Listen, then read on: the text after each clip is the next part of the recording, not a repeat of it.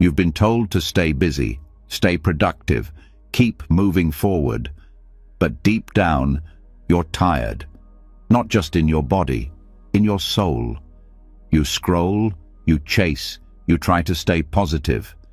But the emptiness keeps whispering, something's missing. Maybe you've tried meditation. Maybe you've read all the self-help books. Maybe you've told yourself, I should be grateful. But that quiet ache inside, it's still there. That restlessness, that pressure, that invisible weight on your chest that won't let you fully breathe. Here's the truth they never taught you. Healing doesn't come from doing more. It comes from slowing down, from turning inward, from listening to what's been calling you all along, the still, silent voice within, the one that says, come home. Buddhist wisdom isn't just ancient philosophy. It's medicine for the modern mind. It's what monks have used for 2,500 years to face fear, grief, death, desire, and come out the other side lighter, freer, whole. This isn't religion. This isn't dogma. This is a path back to peace, the kind you don't have to earn or chase, the kind that rises from within like breath, like light, like truth. And over the next 3 hours, something will shift. Your thoughts will slow. The noise will soften. And in the quiet, you'll feel it. That calm, that clarity, that deep inner yes. Not because everything is fixed, but because you are finally still enough to feel what's real. You'll start to let go of the overthinking, of the guilt, of the stories you've been carrying for far too long. You'll remember how it feels to simply be, without judgment, without pressure, without fear. This isn't just another voice to fall asleep to. This is healing. This is ancient. This is yours. So breathe, set everything down, and begin. The path to peace is already inside you. Are you ready? Let's begin. You've been taught that healing needs effort, movement, talking, doing. But here's what no one told you. Sometimes the most powerful healing begins when everything finally goes quiet. Not just the room, not just your voice, but your inner world. This is where noble silence lives. Not the kind of silence that feels awkward or forced, but the kind that holds you like water holds a falling leaf. Gentle, still, deep. There's a reason the Buddha spoke of Ariya Tunhibhava, noble silence, not as an absence, but as a presence. A silence so full, it begins to cleanse you. It doesn't distract you from your pain, it welcomes it. It doesn't drown out your thoughts, it lets them pass like clouds. It doesn't force you to understand everything, it invites you to feel what you've spent a lifetime avoiding. At first, sitting in silence may feel like nothing is happening. That's normal. We're trained to chase sensations, results, noise. We expect healing to look like breakthroughs, like release, like clarity. But noble silence doesn't work that way. It works from underneath. It loosens what's been held tight for years. It creates space where before there was only clutter. And little by little, your nervous system begins to soften. Your breath gets lighter. Your chest doesn't feel as tight. Not because the pain is gone, but because you're not fighting it anymore. That's the first shift. Allowing. You stop trying to fix your emotions and you start letting them exist. Without panic, without pushing them away. And in that moment, something important happens. The part of you that's been trying so hard to hold it all together finally gets to rest. your trauma, your overthinking, your stored grief. They all live in reaction. They thrive in distraction. But noble silence removes the stage they perform on. Suddenly, you're not acting for the world anymore. You're not managing impressions or replaying conversations or mentally preparing your next defense. You're just there, present, real, human. In noble silence, the body starts to tell the truth. You might feel aches you've ignored, emotions that rise unexpectedly, memories that surface like waves, and it might feel overwhelming. But here's the thing, it's not breaking you, it's releasing you. For the first time, these pieces of your life are being allowed to move, to be seen, to be heard without judgment, without fixing, just witnessed. And witnessing is everything. Most of your life, pain was either avoided or analyzed. But silence teaches a third way, to be with it. And this being with is not passive. It's powerful. Because when you stop resisting, your pain stops growing. When you stop labeling, your feelings stop controlling you.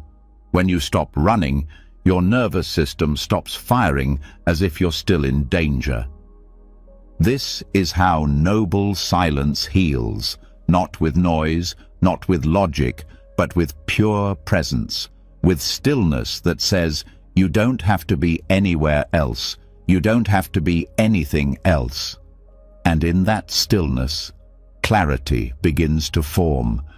You realize that your mind has been trying to protect you all along, even when it seemed like it was attacking you. Your thoughts, your doubts, your fears, they were never enemies. They were messengers. And silence is how you finally listen to them fully. One of the deepest effects of noble silence is the way it gently untangles your identity from your pain. So often we think, I am anxious, I am broken, I am this story. But in silence, something larger than thought begins to arise. A presence that's been with you your whole life, but got covered up by trauma, opinions, noise, fear. And from that place, you see, no, I have these thoughts, but I am not them. I feel this grief, but I am not this grief.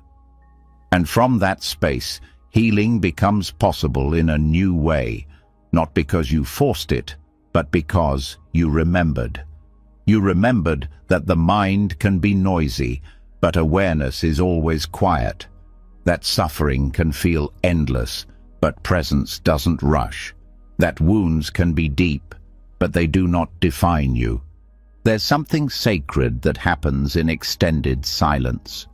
Your heart gets quieter, your breathing becomes deeper, and you begin to hear a voice you forgot was there, the one that isn't judging you or planning or fixing, the one that just watches. This voice doesn't argue, it doesn't beg to be noticed, it's just here. And when you listen long enough, you start to realize that it's more you than the voice you thought was running the show.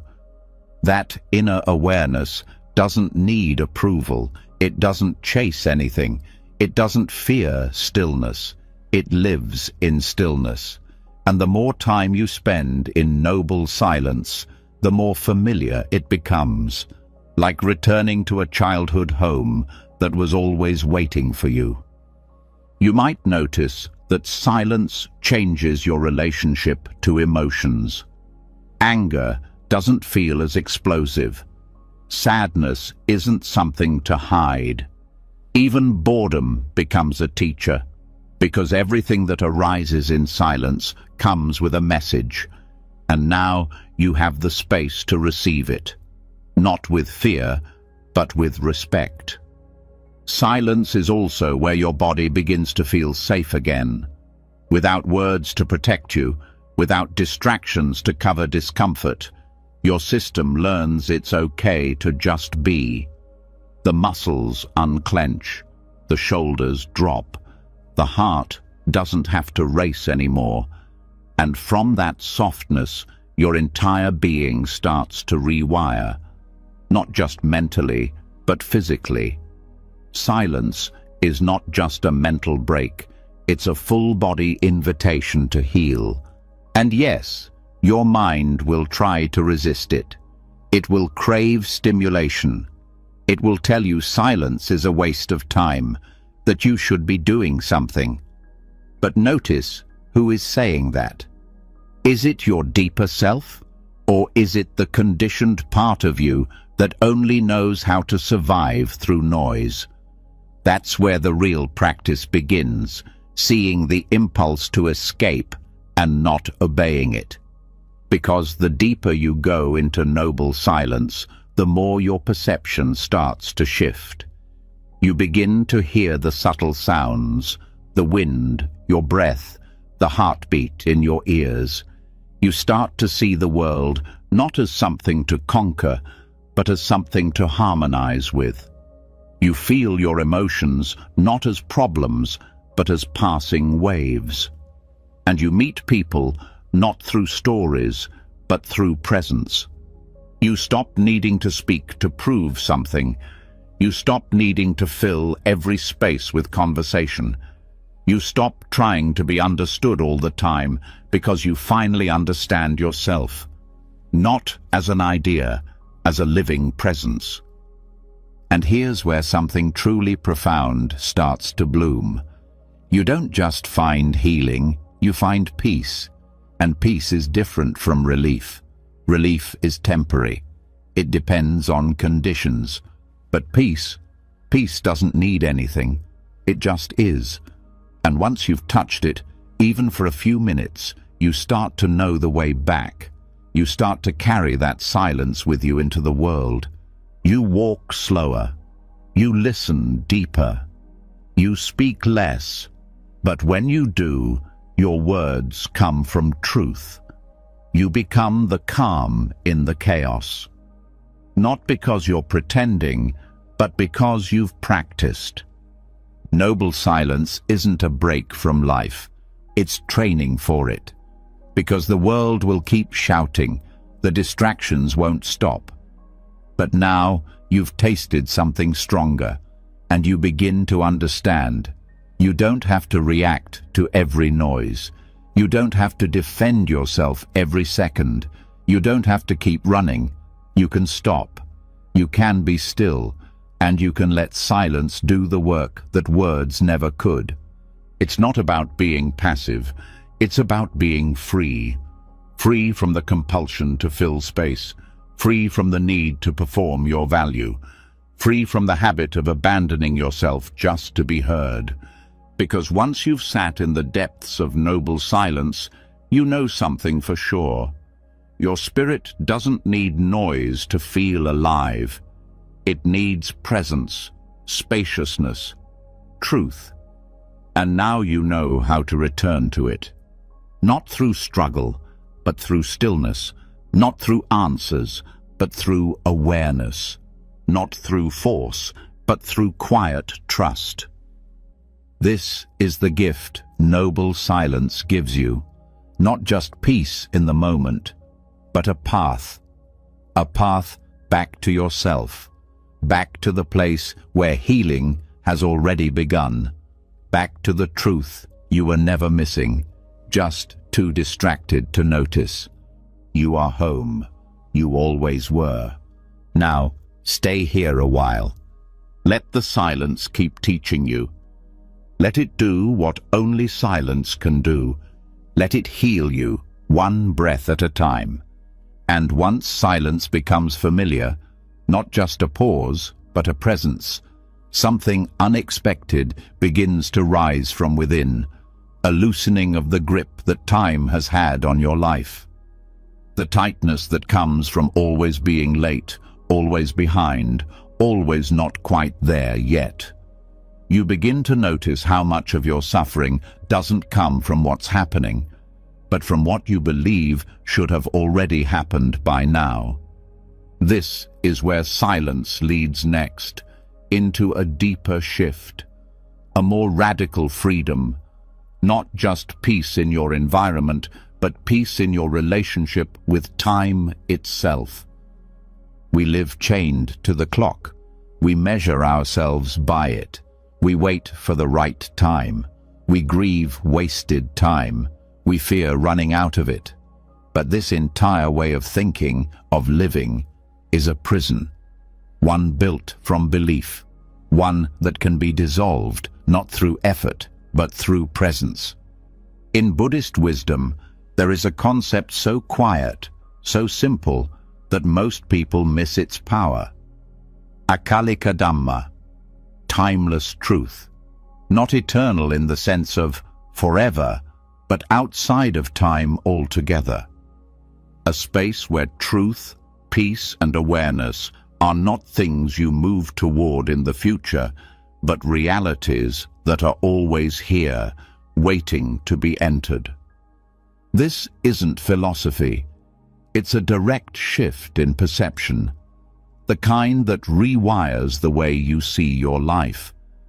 When you step into timeless awareness, you step out of the story, the one that says, "I should be farther along," "I wasted years," "It's too late," or the one that says, "I'll be happy when," "I'll be at peace once," "Everything will be better after." This future-past loop keeps your heart suspended, never fully arriving. But the Dharma, the truth, doesn't exist in past or future. It lives now, not the clock time now, but the living now. The now that doesn't depend on what time it is, or what day of the week, or how old you are. It doesn't ask you to catch up. It invites you to let go. And this letting go isn't lazy. It's not avoidance. It's clarity. Because when you stop believing the voice that says you're running out of time, you stop rushing. When you stop rushing, you start noticing. When you start noticing, you reconnect to breathe, to body, to the present. And suddenly, peace isn't a thing you achieve, it's something you remember. One of the deepest causes of anxiety is the belief that we must keep up, that life is slipping through our fingers, that something critical is always about to be lost. But timeless awareness doesn't play by those rules. It isn't slow or fast. It doesn't measure. It just is. And when you attune to it, even briefly, your nervous system recognizes home, because underneath the surface of all your thoughts, there's a presence that never hurries. It's not interested in your schedule. It's not moved by deadlines. It is calm because it's whole, complete, already. That's what Akalika Dhamma points to. A truth that doesn't begin or end. That doesn't change when the clock ticks forward or the years pass. And the more you connect with that, the more your identity begins to shift. From someone chasing moments to someone inhabiting them. Your mind might resist at first. It might say, "But I have things to do. I need to plan. I can't just drop everything and live in the now." And that's okay. This isn't about abandoning structure.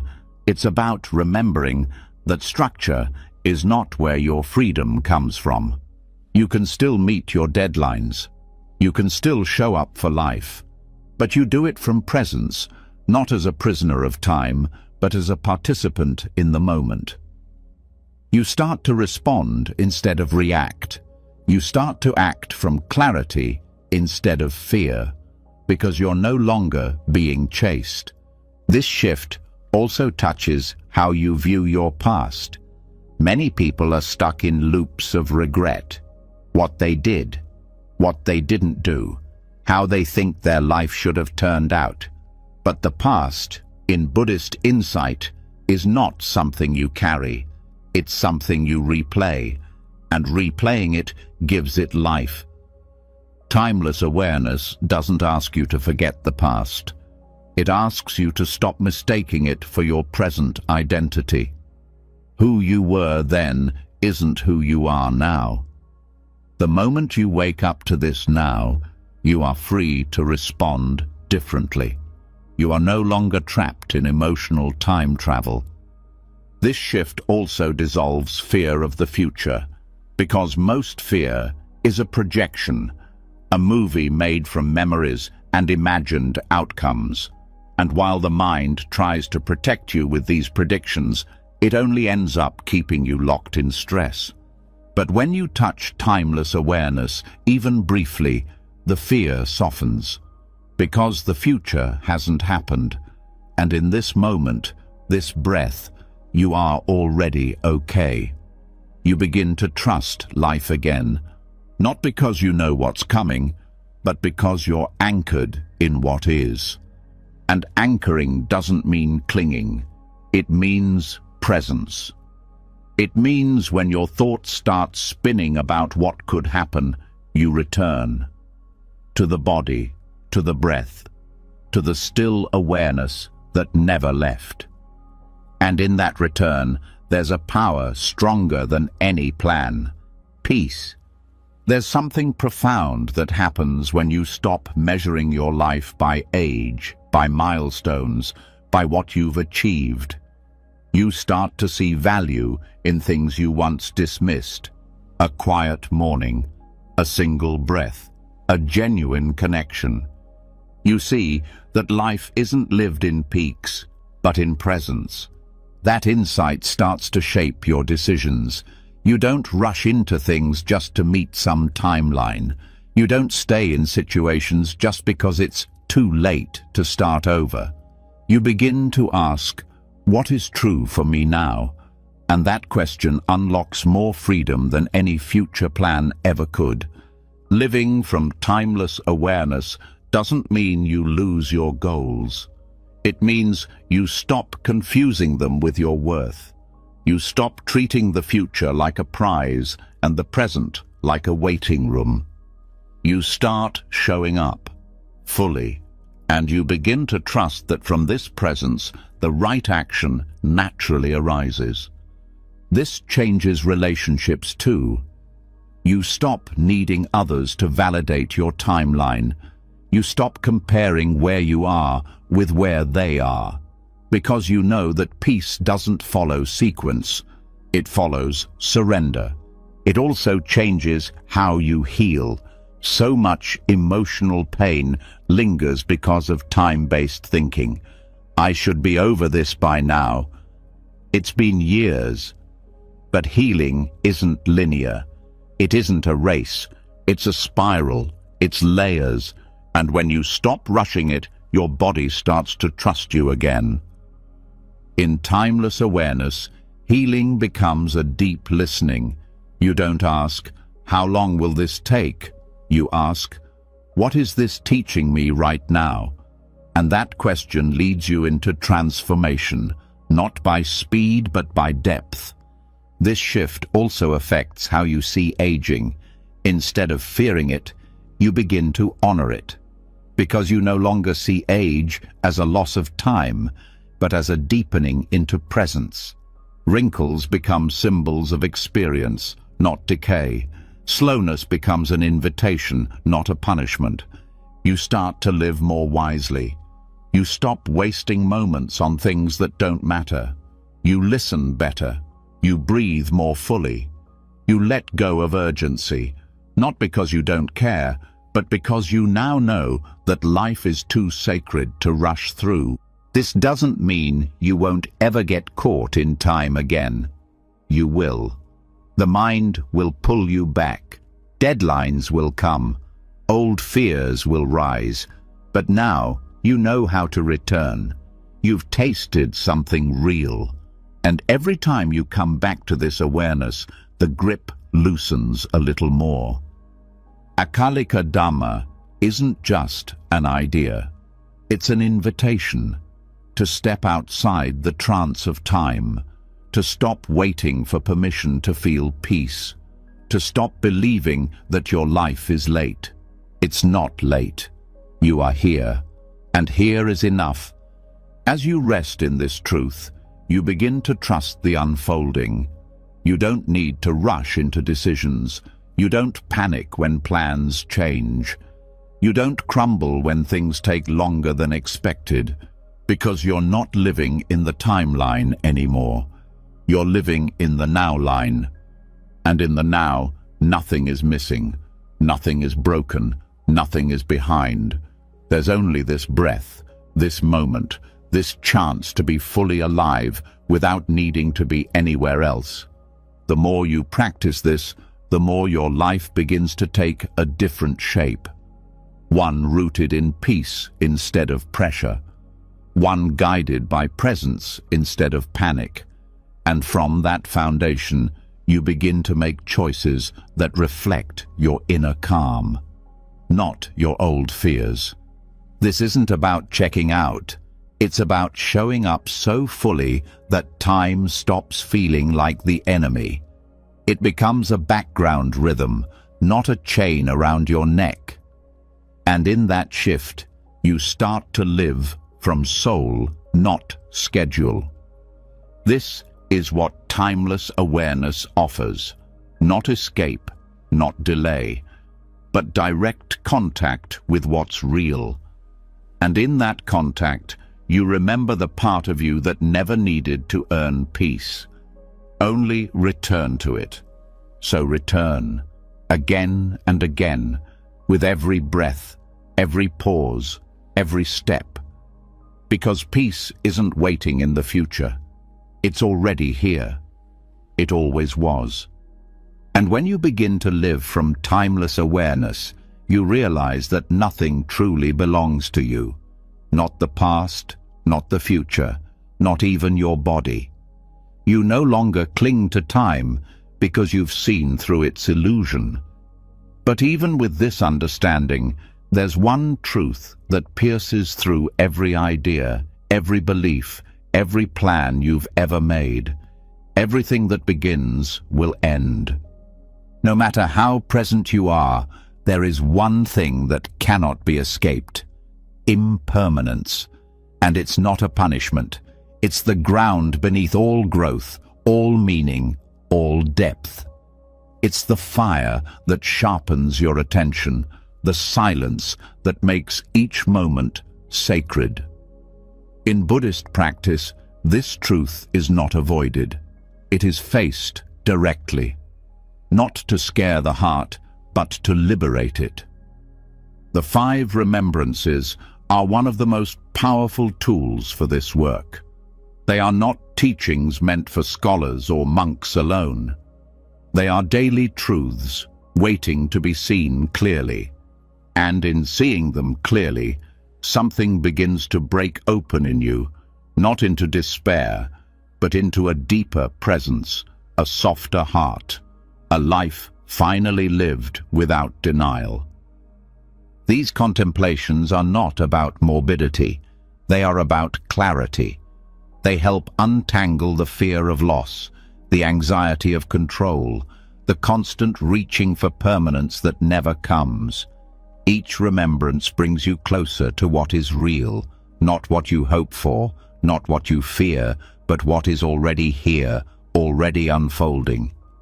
The first remembrance reminds you, this body is subject to aging. No matter how strong or youthful it feels today, it will change. Muscles will soften, skin will loosen, energy will slow. Not because something is wrong, but because this is the natural rhythm of life. Most suffering around aging comes not from aging itself, but from resisting it, from pretending it shouldn't happen. But when you contemplate this truth regularly, you begin to treat the body with more kindness. You stop punishing it for doing what it's designed to do. You begin to appreciate it, not for how it looks, but for how faithfully it carries you, even as it changes. The second remembrance brings you face to face with illness. This body is vulnerable. Not always, not constantly, but always potentially.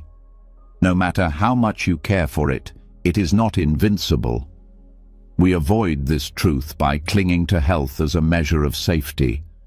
But illness doesn't mean failure. It doesn't mean you're broken. It means you are human. When you see this truth, you start to treat others differently too. You become more gentle with the sick, more patient with your own pain. You stop making health the condition for love. You begin to extend compassion, not just when things are perfect, but especially when they're not. The third remembrance is the most difficult for many. Death is unavoidable. You will die. Everyone you love will die. And yet, in this terrifying truth is a strange mercy. When you stop denying death, you stop wasting time. You stop putting off what matters. You stop living like you have forever. You start showing up. You start speaking from the heart. You forgive more easily. You let go of petty battles. You give thanks for things you used to take for granted. Death stops being the enemy. It becomes a teacher, one that reminds you life is precious because it ends. The fourth remembrance pulls the thread even further. Everything you love will be lost. You will be separated from all you hold dear, through time, through distance, through death or change. Nothing and no one stays. And this truth, when avoided, becomes a source of endless fear and clinging. But when faced, it frees you.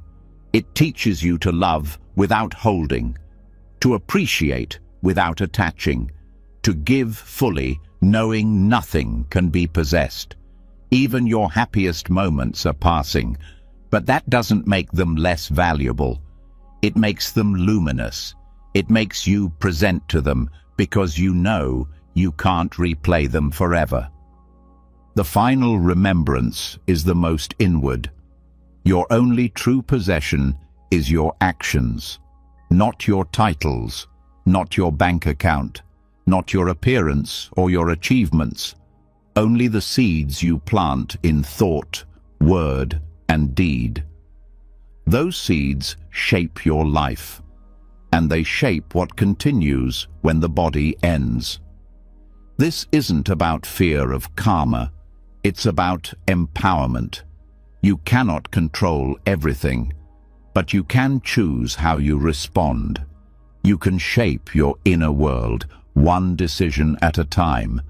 This truth restores your power, not to control the future, but to live with integrity now. Together, these 5 contemplations form a complete shift in how you relate to life. They strip away the distractions.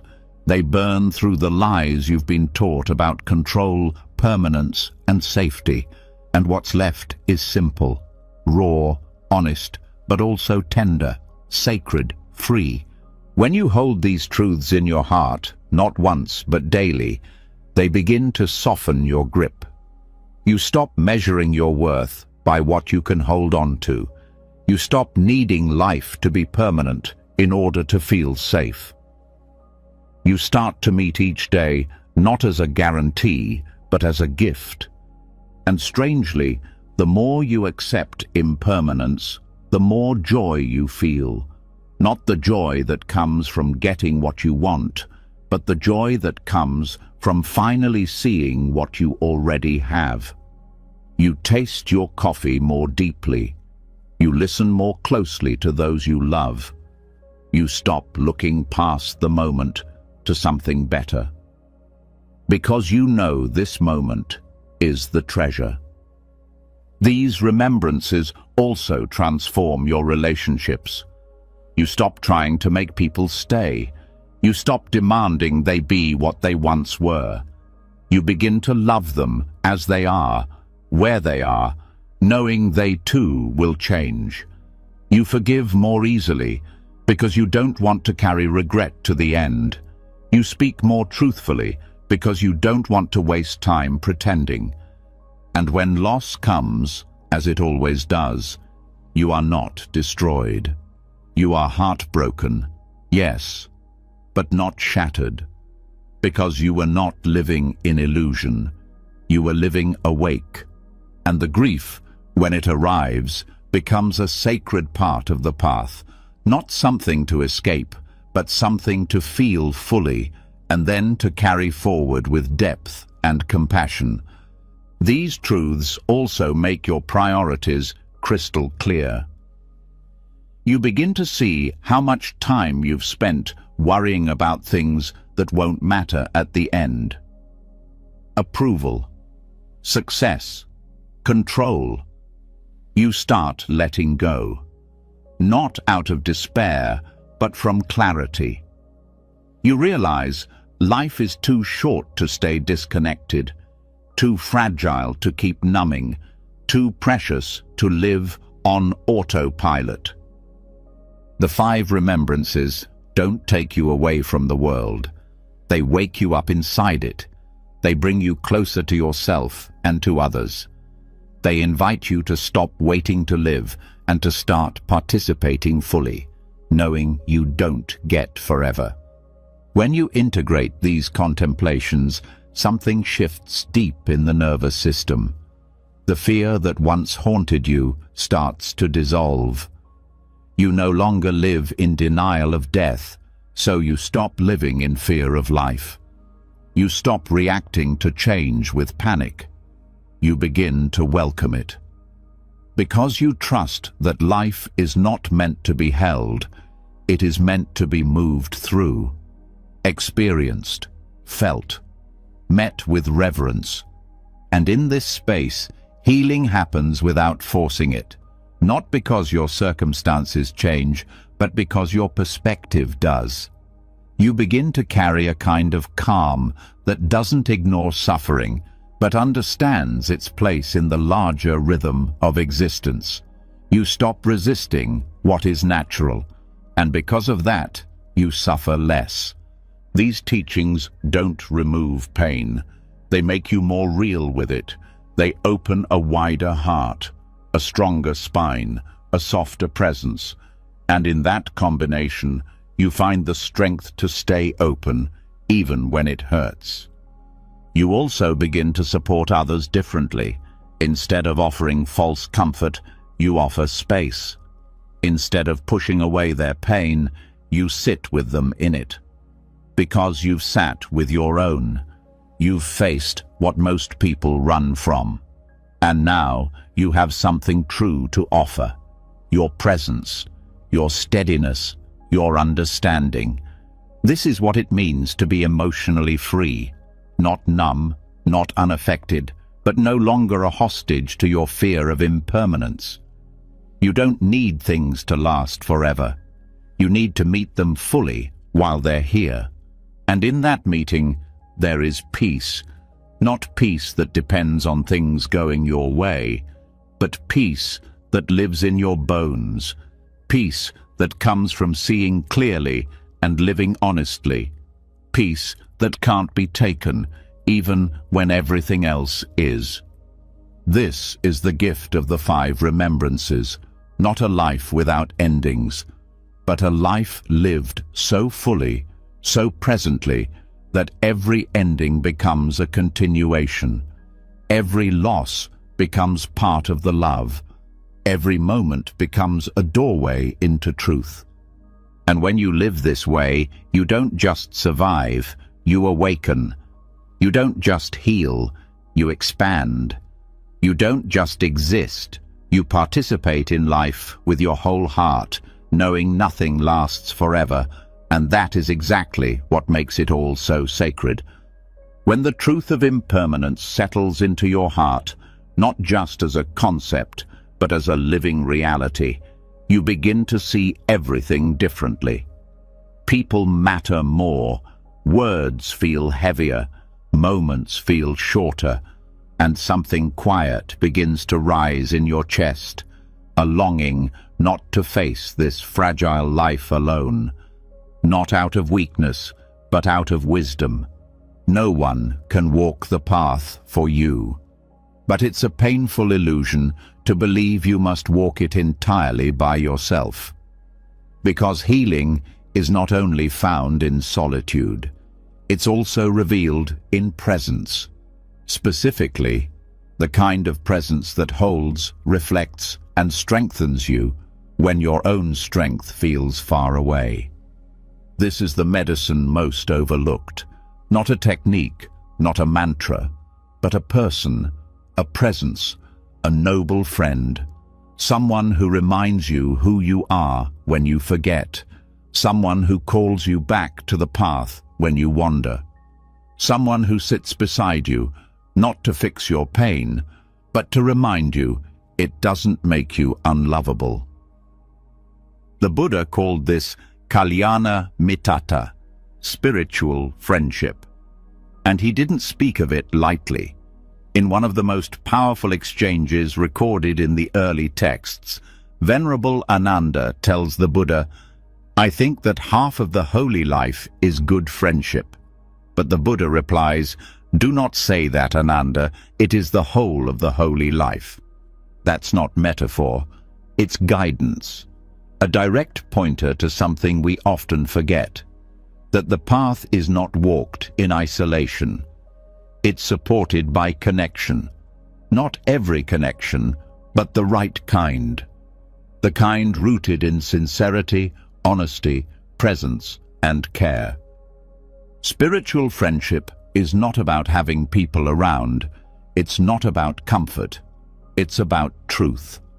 A noble friend is someone who doesn't let you drown in your illusions, but who also doesn't shame you for struggling. They see your potential even when you're stuck. They hold you to your highest values, not with pressure, but with compassion. And this kind of presence does more than soothe your mind. It rewires it. Connection, when safe and conscious, can literally reshape the brain. Isolation can deepen trauma, but regulated, attuned friendship can reverse it. The nervous system doesn't only heal in silence, it also heals in resonance, in the rhythm between two people who are no longer pretending. Noble friendship begins with honesty, not forced vulnerability, but a shared agreement to be real, to speak the hard truths, to hold space when nothing can be fixed, to offer presence instead of advice, listening instead of correction. This kind of honesty builds safety, not the kind based on agreement, but the kind based on respect. In the company of a true spiritual friend, your mask starts to fall. You don't need to perform. You don't need to impress. You don't need to manage their perception of you. You are allowed to be fully human, messy, uncertain, afraid, learning. And that permission is powerful. It heals the wound of shame. It interrupts the story that you must be perfect to be worthy of love. Depression often grows in the dark corners where connection has failed, when your pain has no witness, when your story has no listener. But noble friendship brings light to those corners, not to force change, but to say, "You're not alone here." And often, that reminder is the turning point. Not some grand solution, just someone staying beside you when you expected to be left behind. But this kind of friendship is not passive. It's not just about kindness. It's also about challenge. A noble friend calls you out, not to hurt you, but to help you grow. They don't let you collapse into self-pity or hide behind your wounds. They remind you of the path. They reflect your values back to you. They hold up the mirror, not to expose your flaws, but to help you see your own strength. And in return, you become that for others. Not a savior, not a fixer, but a presence, a witness, a steady light. You start to listen better, to respond with more care, to hold space without rushing to give advice. You learn the art of being with another person, not to shape them, but to support them. This reciprocity is what transforms ordinary friendship into spiritual friendship. It's not transactional. It's not based on shared opinions or entertainment. It's rooted in shared intention, to wake up, to heal, to grow. You want the best in each other, not in a competitive way, but in a deeply compassionate one. You don't just tolerate each other's growth, you nurture it. Spiritual friendship also thrives on consistency. Not constant contact, but steady presence. It doesn't vanish in discomfort. It stays. Through awkward conversations, through silence, through misunderstanding. It repairs instead of withdrawing. It forgives instead of keeping score. It returns again and again to kindness and clarity. This kind of connection doesn't require you to be anyone but yourself. And it also doesn't let you hide from who you truly are. It invites your wholeness, the broken parts, the light parts, the parts still becoming. And in that space of acceptance, something ancient in you begins to relax. When depression tightens its grip, when the inner world feels cold and unreachable, the presence of a noble friend becomes a light in that darkness. Not to pull you out by force, but to keep a doorway open. To whisper, "You're not forgotten." This kind of friendship is not about fixing symptoms. It's about nourishing the root. It's about presence over performance, being overdoing. You also begin to see that spiritual friendship doesn't always look dramatic. It can be quiet, a conversation that stays with you for days, a message that arrives when you're at your lowest, a memory of someone who once said, "You're stronger than you think," and meant it.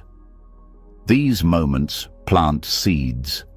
They become part of your inner landscape.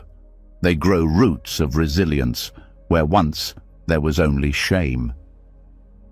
And for those who feel isolated, disconnected, unsure how to begin, this kind of friendship is not out of reach. It starts with presence, with intention, with showing up again and again, authentically. When you live from truth, you begin to attract those who are also drawn to it. When you stop pretending, others feel permission to do the same.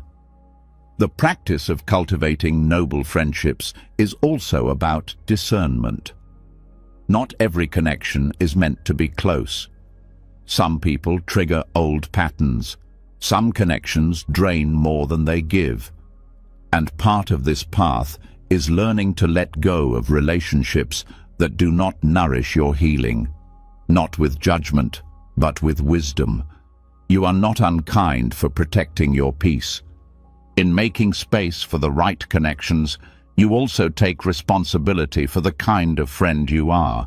You stop gossiping, you stop competing, you stop abandoning others when they're inconvenient. You become someone who others can trust, not just with secrets, but with silence, with pain, with truth. Spiritual friendship is not sentimental. It is revolutionary. It interrupts the culture of isolation, of self-obsession, of shallow validation. It offers something real in a world obsessed with image. It becomes a practice in itself, not just something you have, but something you do. You check in with your people. You remember the little things. You apologize when needed. You speak with care. You celebrate their growth. You stay curious. You ask real questions. You become a refuge, a safe space in a noisy, restless world. And over time, you realize that these friendships are not just support systems, They are part of the path itself. They hold you accountable to your highest intentions. They call forth the version of you that you're still becoming. And they walk beside you, not ahead, not behind, but with. The Buddha didn't say, noble friendship is helpful. He said, it is the whole of the path. Because everything changes when you're no longer healing alone. Everything deepens when truth is shared. Everything softens when your pain is witnessed, not judged. So let yourself receive that kind of presence. Let yourself offer it.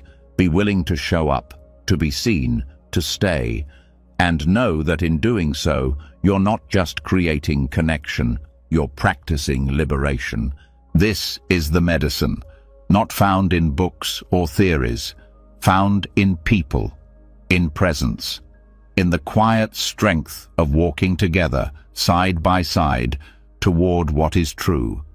Even the most nourishing connection, no matter how sacred, cannot substitute the inner work of letting go. Noble friendships support your path, but they cannot walk it for you. They hold space while you unravel what has been stored for years. But at some point, the weight you carry must be met alone. Not in isolation, but in direct honesty. Because no one can let go on your behalf. There comes a point in every healing journey where the pain is not from what happened, but from the refusal to release what is no longer here. We revisit conversations that ended years ago. We hold on to roles that no longer fit. We grip identities built in survival. And we wonder why we still feel stuck. What makes healing difficult is not always the wound itself. It is the attachment to how things should have been, to who we think we would have become, to what we expected from others. Letting go is rarely about losing what's important. It's about releasing what's no longer real. In Buddhist teachings, this release is called anupadana, non-clinging. Often misunderstood as detachment or indifference, its essence is far more radical and alive. It is the choice to stop grasping, not because you don't care, but because clinging creates suffering.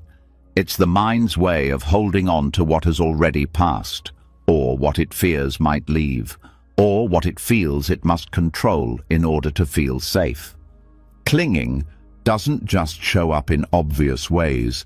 It hides inside overthinking, inside perfectionism, inside the constant need to fix yourself. It lives in resentment, in the refusal to forgive, in the panic that rises when uncertainty appears. It hides in the need to be understood, to be right, to be needed. These are not small habits. They are emotional chains. To practice non-clinging is not to shut down emotionally. It is to allow life to flow without trying to cage it. It is to meet your experience without turning it into an identity. It is to allow a feeling without needing to make a story out of it. It is not passive. It is one of the most courageous acts a human being can engage in. When you let something be, you are not giving up. You are giving space. Space for the heart to stop fighting, space for the nervous system to stop reacting, space for grief to move naturally instead of being suppressed. This is not about avoiding responsibility. It's about ending your contract with self-imposed suffering. Much of what hurts us most isn't the situation. It's the refusal to allow it to change. A relationship ends, but we replay it. An opportunity is missed, but we define ourselves by it. A version of us is gone, but we keep trying to become it again. The healing begins not by erasing these stories, but by loosening our grip on their necessity. Non-clinging invites us to sit with discomfort without grabbing for control.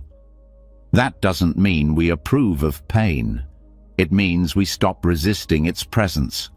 We stop fighting reality and begin to ask, what if this doesn't need to be different in order for me to be okay? Letting be means noticing where tension arises and meeting it with awareness instead of reaction. It is in this space that choice returns. You do not need to believe every fearful thought. You do not need to react to every emotional wave.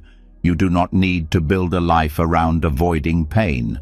You begin to see peace was never about perfect circumstances. It was always about how open your palms are. This practice is especially transformative in relationships. Clinging often disguises itself as care. But true love does not grasp. It gives space. It respects freedom.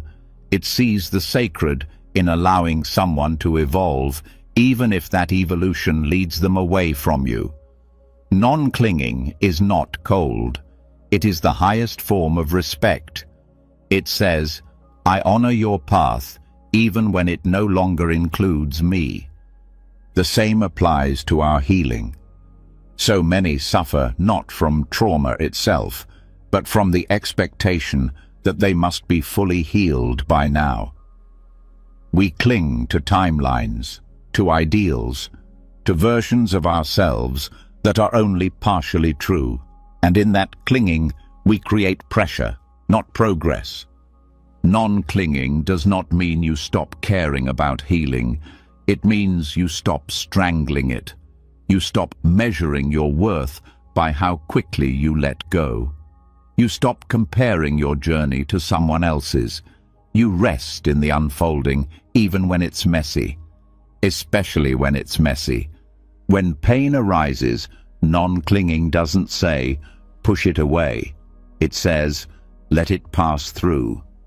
This shift rewrites how we meet sadness, anger, fear. Instead of contracting, we open. Instead of suppressing, we stay with it, without making it mean something personal, something fixed.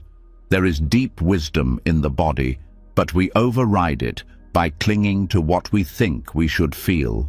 Non-clinging invites us to trust the body's rhythms, to allow grief its full season, to let joy come and go without grasping for more, to welcome emptiness as a part of wholeness. Even our ideas about spirituality can become something we cling to. Beliefs, identities, practices. Sometimes the most liberating act is to let go of the structure we once needed, to allow our path to evolve, to trust that truth doesn't need to be tightly held. It will return if it is real. The challenge with non-clinging is that it requires us to meet life without guarantees. There is no promise that everything will work out as we hoped. No assurance that if we let go, something better will arrive. But non-clinging doesn't ask for proof. It asks for presence. It asks for your willingness to meet what is here as it is.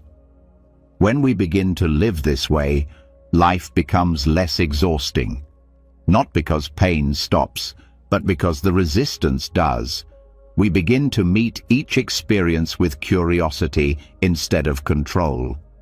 We ask, what is here now, rather than, how can I make this what I want it to be? This shift doesn't mean life becomes easy, but it becomes more real. And real life has its own kind of peace, the peace of not needing to chase or escape anything, the peace of being exactly where you are without the pressure to be anywhere else. Practicing non-clinging also changes how we approach decisions. When we are attached to outcome, every choice feels loaded. When we release the grip, clarity returns. We no longer seek guarantees. We seek alignment. We make decisions not to avoid fear, but to stay true to our values. This makes every step lighter, more honest. In conversations, non-clinging allows us to listen, truly listen. We don't grasp for a chance to be right. We don't need to control how others see us. We become curious, open, responsive, not reactive. This creates intimacy without pressure, connection without manipulation. In practice, letting be can look very ordinary. A pause before reacting, a breath in the middle of conflict, a willingness to leave something unresolved for now, a release of needing closure before you can feel peace. These are not grand gestures, they are small shifts, but they change everything. Non-clinging also supports self-compassion. When we stop holding on to how we think we should feel, we allow space for how we do feel. This opens a door to meet our pain, not with judgment, but with tenderness. To say, it's okay to be here. You don't need to move on yet. You're still healing, and that's okay. Over time, the habit of grasping begins to fade. Not by force, but by practice, by staying, by noticing, by returning, again and again, and you begin to notice something unexpected. Joy returns, not because life becomes perfect, but because you're no longer insisting that it must be. The joy of non-clinging is quiet. It's subtle. It doesn't sparkle like pleasure. It feels like relief, like rest, like no longer dragging the past into the present, like waking up and not needing to fix anything before feeling grateful. This is not about bypassing grief or avoiding effort. It is about knowing when effort becomes struggle, when trying becomes clinging, and having the wisdom to stop, to breathe, to let it be. In this practice, you begin to live differently, with less fear, with more space, with a heart that is open but not desperate, present but not overwhelmed, engaged but not entangled. And this is not detachment. It is maturity. It is freedom. Letting be is not the end of your journey. It is the ground that supports everything else. It is how you heal, not by reaching forward, but by releasing back. It is how you grow, not by adding more, but by letting go of what is no longer needed. You don't need to carry everything. You were never meant to. And when you begin to release, not just in mind, but in heart, in body, in breath, you begin to return to simplicity, to clarity, to the peace that was never far away. In letting be, you don't become passive, you become powerful, because nothing owns you anymore. Not the past, not the fear, not the need to prove.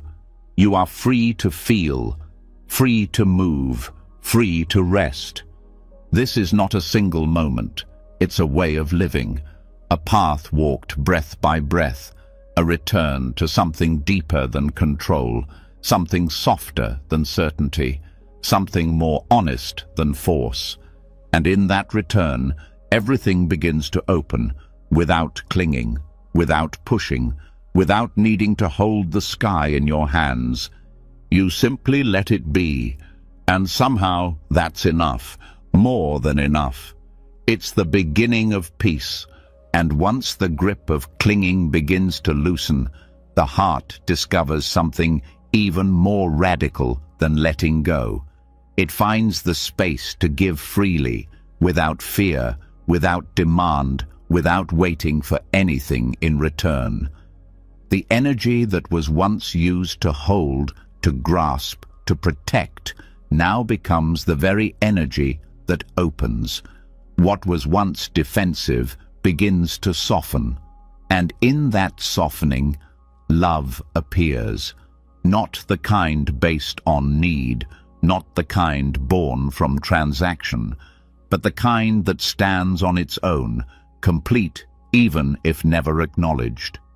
This is metta, loving kindness. And when it is offered without expectation, it becomes one of the most powerful forces for healing. There is a love that the world teaches, one based on reward, condition, and agreement. It says, "I will love you if you love me," or "I will love you because you make me feel safe, seen, validated." This kind of love is fragile. It depends on circumstances. It rises and falls with how others behave, and when it is not returned, it turns into pain, resentment, or withdrawal. But loving kindness, as taught in the Buddhist path, is something entirely different. It is not dependent on being understood. It does not wait to be earned. It does not require recognition. It is offered simply because it is true to the heart to offer it. This form of love begins as an intention. It's a quiet whisper in the mind. May this being be safe. May they be well. May they be peaceful. It starts simply, repeating these words not to manipulate the world, but to align the heart. With each repetition, the mind begins to soften. The boundaries between self and other start to dissolve. You begin to feel what's beneath the judgment, beneath the pain, beneath the layers of story. Metta without expectation is not naive. It doesn't deny hurt. It doesn't ignore betrayal. But it says, even in this pain, I can choose to wish well. Even in separation, I can hold love. Even when I am not met with kindness, I don't have to close. This doesn't mean allowing harm. It doesn't mean tolerating abuse. Metta without expectation is not about staying in destructive situations. It's about cultivating an inner freedom that no longer depends on how others behave. It is the strength to remain open-hearted even when the world is not soft in return. When you practice metta in this way, you begin to heal the part of you that has confused love with approval, that has measured worth by how others respond. The love you offer becomes something you give yourself as much as others. It is not a sacrifice. It is an expansion. You start where it's easy, with someone you care for, someone who brings warmth to your chest. You offer the words of metta, slowly, intentionally, and you notice what arises. Maybe joy, maybe longing, maybe grief. You don't need to change the feeling. You simply keep offering the wish. Then you begin to expand. You offer this same kindness to yourself, not out of obligation, but from the understanding that you too are worthy of this care. You begin to meet the parts of you that were once unloved, the parts that felt unworthy, the parts you learned to hide. Metta without expectation allows you to say to yourself, you are enough, even when you fail, even when you're lost, even when no one sees you. May you be at peace. And then, if the heart is ready, you begin to offer metta to those you don't know well. Strangers, people who cross your path for a moment. You recognize that they too are living with invisible burdens. They too are trying to be okay. You wish them well, not because they've earned it, but because they exist. Eventually, you come to the hardest place. You offer metta to those who have hurt you, not to erase the past, not to excuse harm, but to free yourself from the poison of hatred, to unhook your heart from the cycle of pain. You say the words, not to make them true for anyone else, but to make them real for yourself. May this being be free from suffering. This is not an easy practice. It stretches the limits of what the heart believes is possible. But each time you offer metta without asking for anything in return, something shifts. The heart becomes a little more spacious. The mind becomes a little more clear. The weight you've been carrying begins to lift, not because someone finally said sorry, but because you stopped needing them to. Metta is not sentimental. It is not about feeling affection. It is about training the heart to remain open, especially when it wants to close, especially when pain threatens to harden it. It is not passive. It takes discipline. It takes courage. But it frees you in a way no external validation ever could. Offering this kind of love does not mean becoming passive or weak. It doesn't mean losing boundaries or denying needs. In fact, true metta strengthens boundaries because it is rooted in clarity, not fear. It allows you to say no with compassion. It allows you to leave what no longer serves you without hatred in your heart. The strength of metta lies in its stability. It does not sway with emotions. It does not react to moods. It is a vow you take with yourself to not abandon your own integrity, no matter how others act. You become the source of your own love, not in a self-absorbed way, but in a grounded, responsible way. This is especially important in healing. Many emotional wounds come from love that was inconsistent, conditional, or withdrawn. When you practice metta without expectation, you begin to reparent those wounds. You learn that love doesn't have to be earned, that presence can be steady, that care can be chosen again and again. You also begin to trust your heart more. You stop second-guessing your intentions. You stop hardening as a form of protection. You realize that your capacity to love is not a weakness, it's your greatest strength. Not everyone will meet it. Not everyone will reciprocate, but that doesn't diminish its truth. You begin to speak differently, gentler, clearer, more honest. You stop using love as a bargaining chip. You stop withholding care as punishment. You begin to love in a way that liberates, not binds. And in time, this practice becomes not something you do, but something you are. The wish for others to be well becomes natural. You walk into a room and silently offer blessing. You see a difficult person and feel the pull of anger, but you also remember the practice. You pause, you soften, you choose again. This choice doesn't always feel good. Sometimes metta brings up grief. It brings up the pain of not being loved in return, the ache of not being seen, but it also brings you back to the source, the inner refuge that no one can take from you. In this way, loving kindness becomes a refuge, not an escape, but a return, a home that exists not outside of you, but within, a place you can carry with you wherever you go. You begin to realize you don't need the world to be perfect to offer love. You don't need others to change for your heart to remain true. This doesn't make you superior. It makes you free. Free from waiting. Free from needing life to be different before you can show up fully. Free to give without calculating. Free to care without control. The more you practice this, the less you feel controlled by circumstances. Your love becomes stable, quiet, unshakable.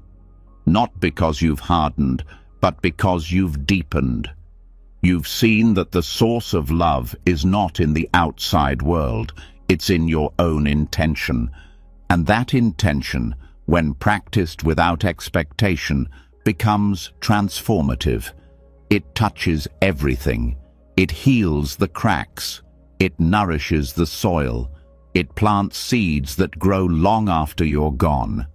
You may never see the full result of your kindness, but you don't need to, because the act itself is complete. This is what it means to love without needing it returned. Not to feel superior, not to become self-sacrificing, but to know that the love you give is not wasted even when it is not received. It lives in you, it shapes the world, and it sets you free. In that freedom, you no longer wait to be chosen. You no longer need to be validated. You love because it's who you are. You care because it's how you live. And in doing so, you become the very healing you once searched for. That's the gift, not just to others, but to yourself. A heart that opens again, not because it's never been hurt, but because it knows that even after everything, it can still choose love. When love becomes something you offer without needing it to return, your heart changes shape. It no longer seeks safety in control or guarantees. It becomes steady, like the earth, able to carry weight, able to give without depletion. But this open-heartedness is not born from ease. It is often carved by pain. And once the heart softens in metta, something deeper calls, not just to love, but to serve, not just to heal, but to help others heal through the very wounds that once broke you. This is where the Bodhisattva path begins, not from perfection, but from heartbreak, from standing inside your own suffering and saying, "Let this be the doorway. Let this be the reason I no longer turn away from the suffering of others." In Buddhist tradition, the Bodhisattva is not someone who escapes the world, but someone who returns to it again and again out of deep compassion. Even with the path to personal liberation open, they choose to stay until all beings are free. This vow is not poetic. It is a living promise to transform pain into purpose. But this transformation is not symbolic. It begins with your real, raw, personal suffering. The things you thought disqualified you, the moments you felt furthest from peace, the nights you thought you wouldn't survive. These are not just setbacks. In the Bodhisattva's heart, they become seeds.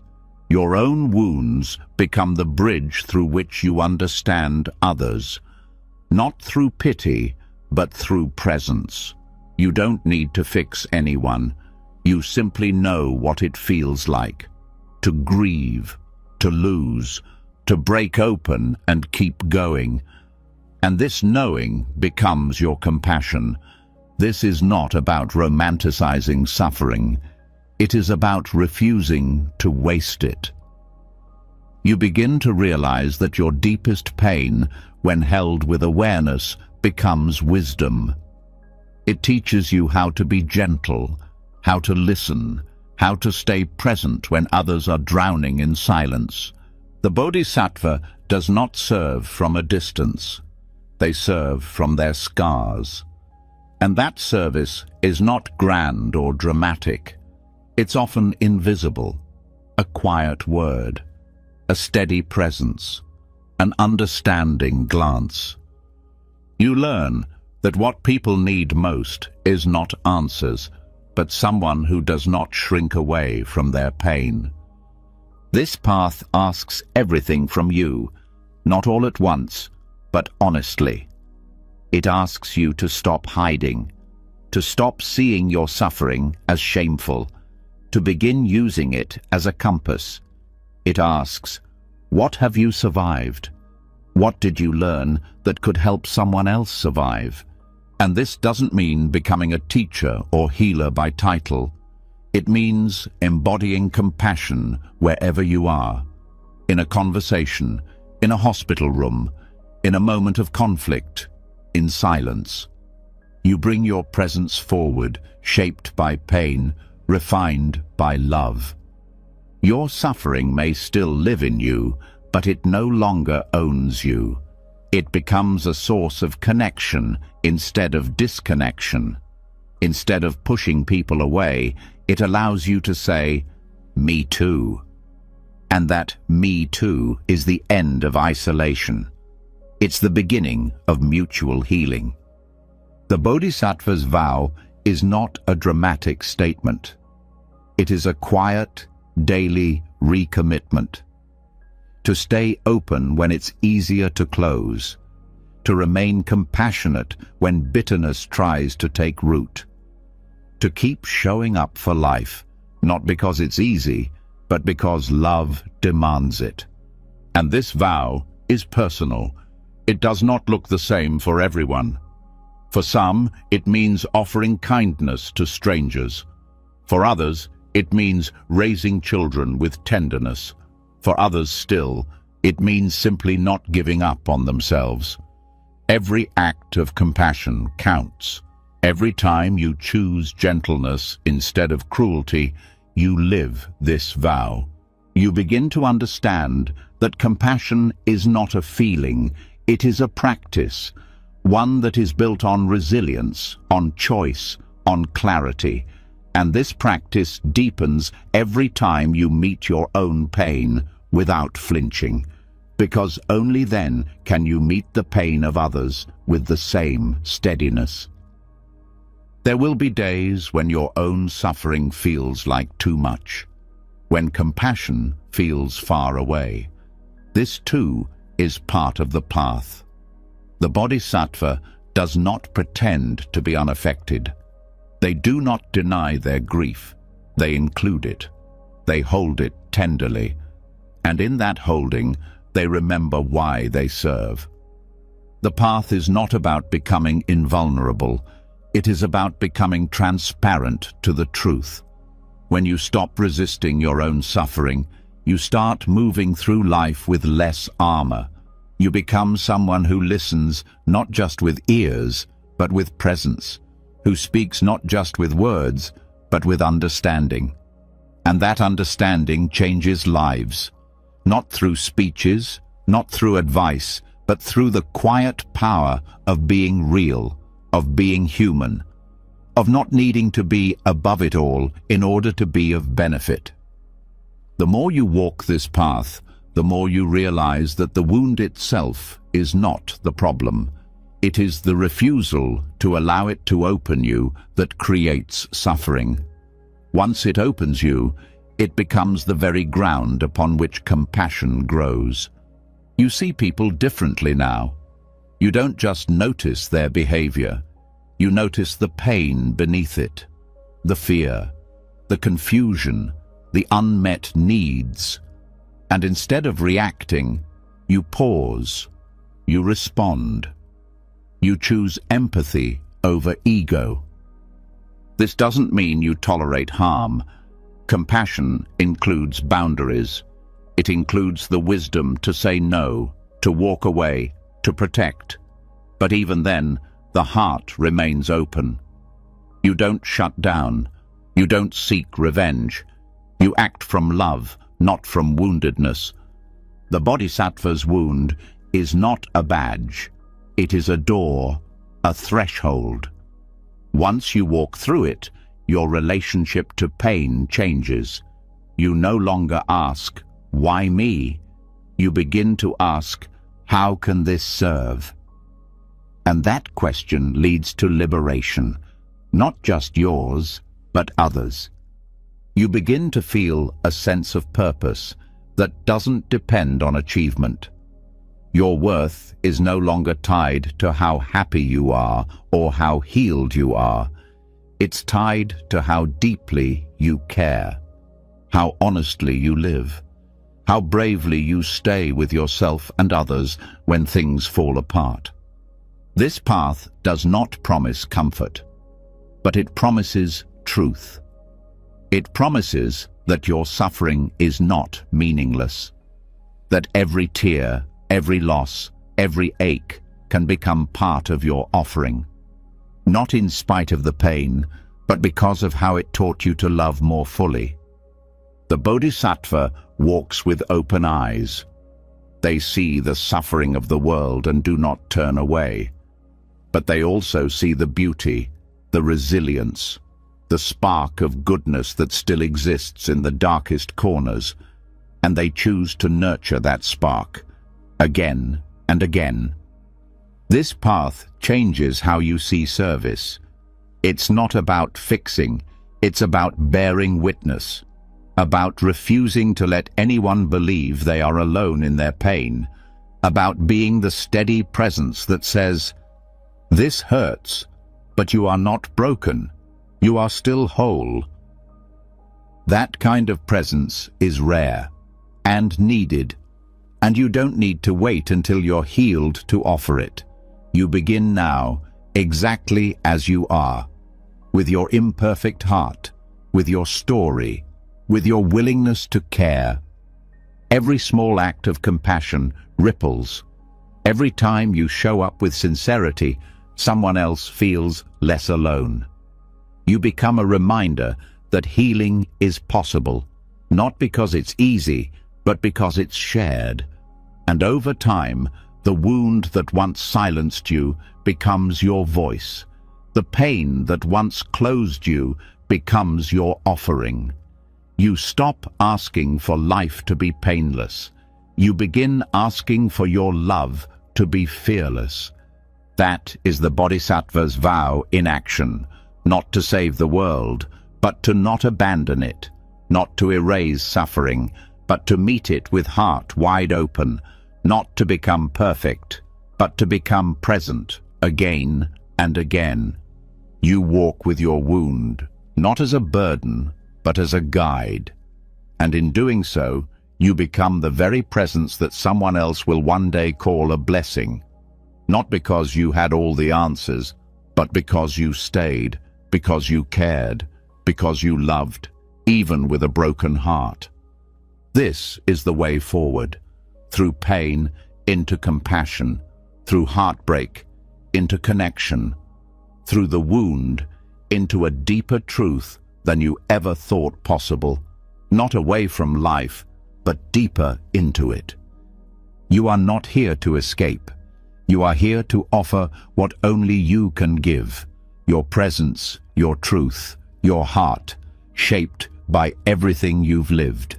That is more than enough. That is everything. When you begin to carry your pain as a doorway instead of a burden, something shifts. You no longer see yourself as separate from the suffering of the world, but as someone shaped by it, made wiser, more open, and more capable of holding space for others. And yet, even with a compassionate heart, suffering still arises. Emotions still overwhelm. The mind still creates confusion. What changes everything is not simply what happens to you, but how you see it. This is where right view becomes essential. Samadhi is not just a belief. It's a way of perceiving life so clearly that suffering no longer traps you in the same way. It's the lens that transforms your relationship to experience, especially in moments of emotional pain. Mental health is not just about mood. It's about perception. The way the mind interprets what's happening, internally or externally, shapes everything. A distorted view leads to reactivity, fear, shame, and despair. A clear view opens the path to resilience, balance, and grounded compassion. Right view is the first step on the Noble Eightfold Path, not by accident, but because nothing can truly shift unless perception is addressed. Without clarity, every attempt at healing becomes another form of resistance. But with right view, even difficult experiences become part of the path. This view is not imposed. It is discovered. It emerges when you begin to question the assumptions that have shaped your inner life, the belief that your thoughts are always true, that your emotions define you, that your value depends on success, or that pleasure equals happiness. These views are deeply embedded, often unconscious, and they influence every reaction. Right view invites you to look directly at how suffering arises, not just in theory, but in your own body, your own mind. It asks, what was the moment before the suffering began? What did I believe in that instant? What story did I grasp without pausing to question it? Through this lens, mental pain becomes something to observe, not to fear. Anxiety is no longer a permanent flaw. It's a response rooted in misunderstanding. Depression is not who you are. It's a state shaped by unexamined narratives. Fear loses some of its grip when seen as a habit, not a sentence. Right view is rooted in understanding the Four Noble Truths, not just intellectually, but experientially. That suffering exists. That it arises from craving, not just for pleasure, but for identity, control, certainty. That it can end, and that there is a path. These are not abstract ideas. They are maps, each one pointing inward toward a gentler way of meeting life. When you begin to internalize right view, you no longer assume that discomfort means something is wrong. You start to see discomfort as part of growth, part of release, part of the natural unfolding of impermanent conditions. This takes away the panic. The mind becomes less frantic to fix, to numb, to escape. Clarity replaces fear.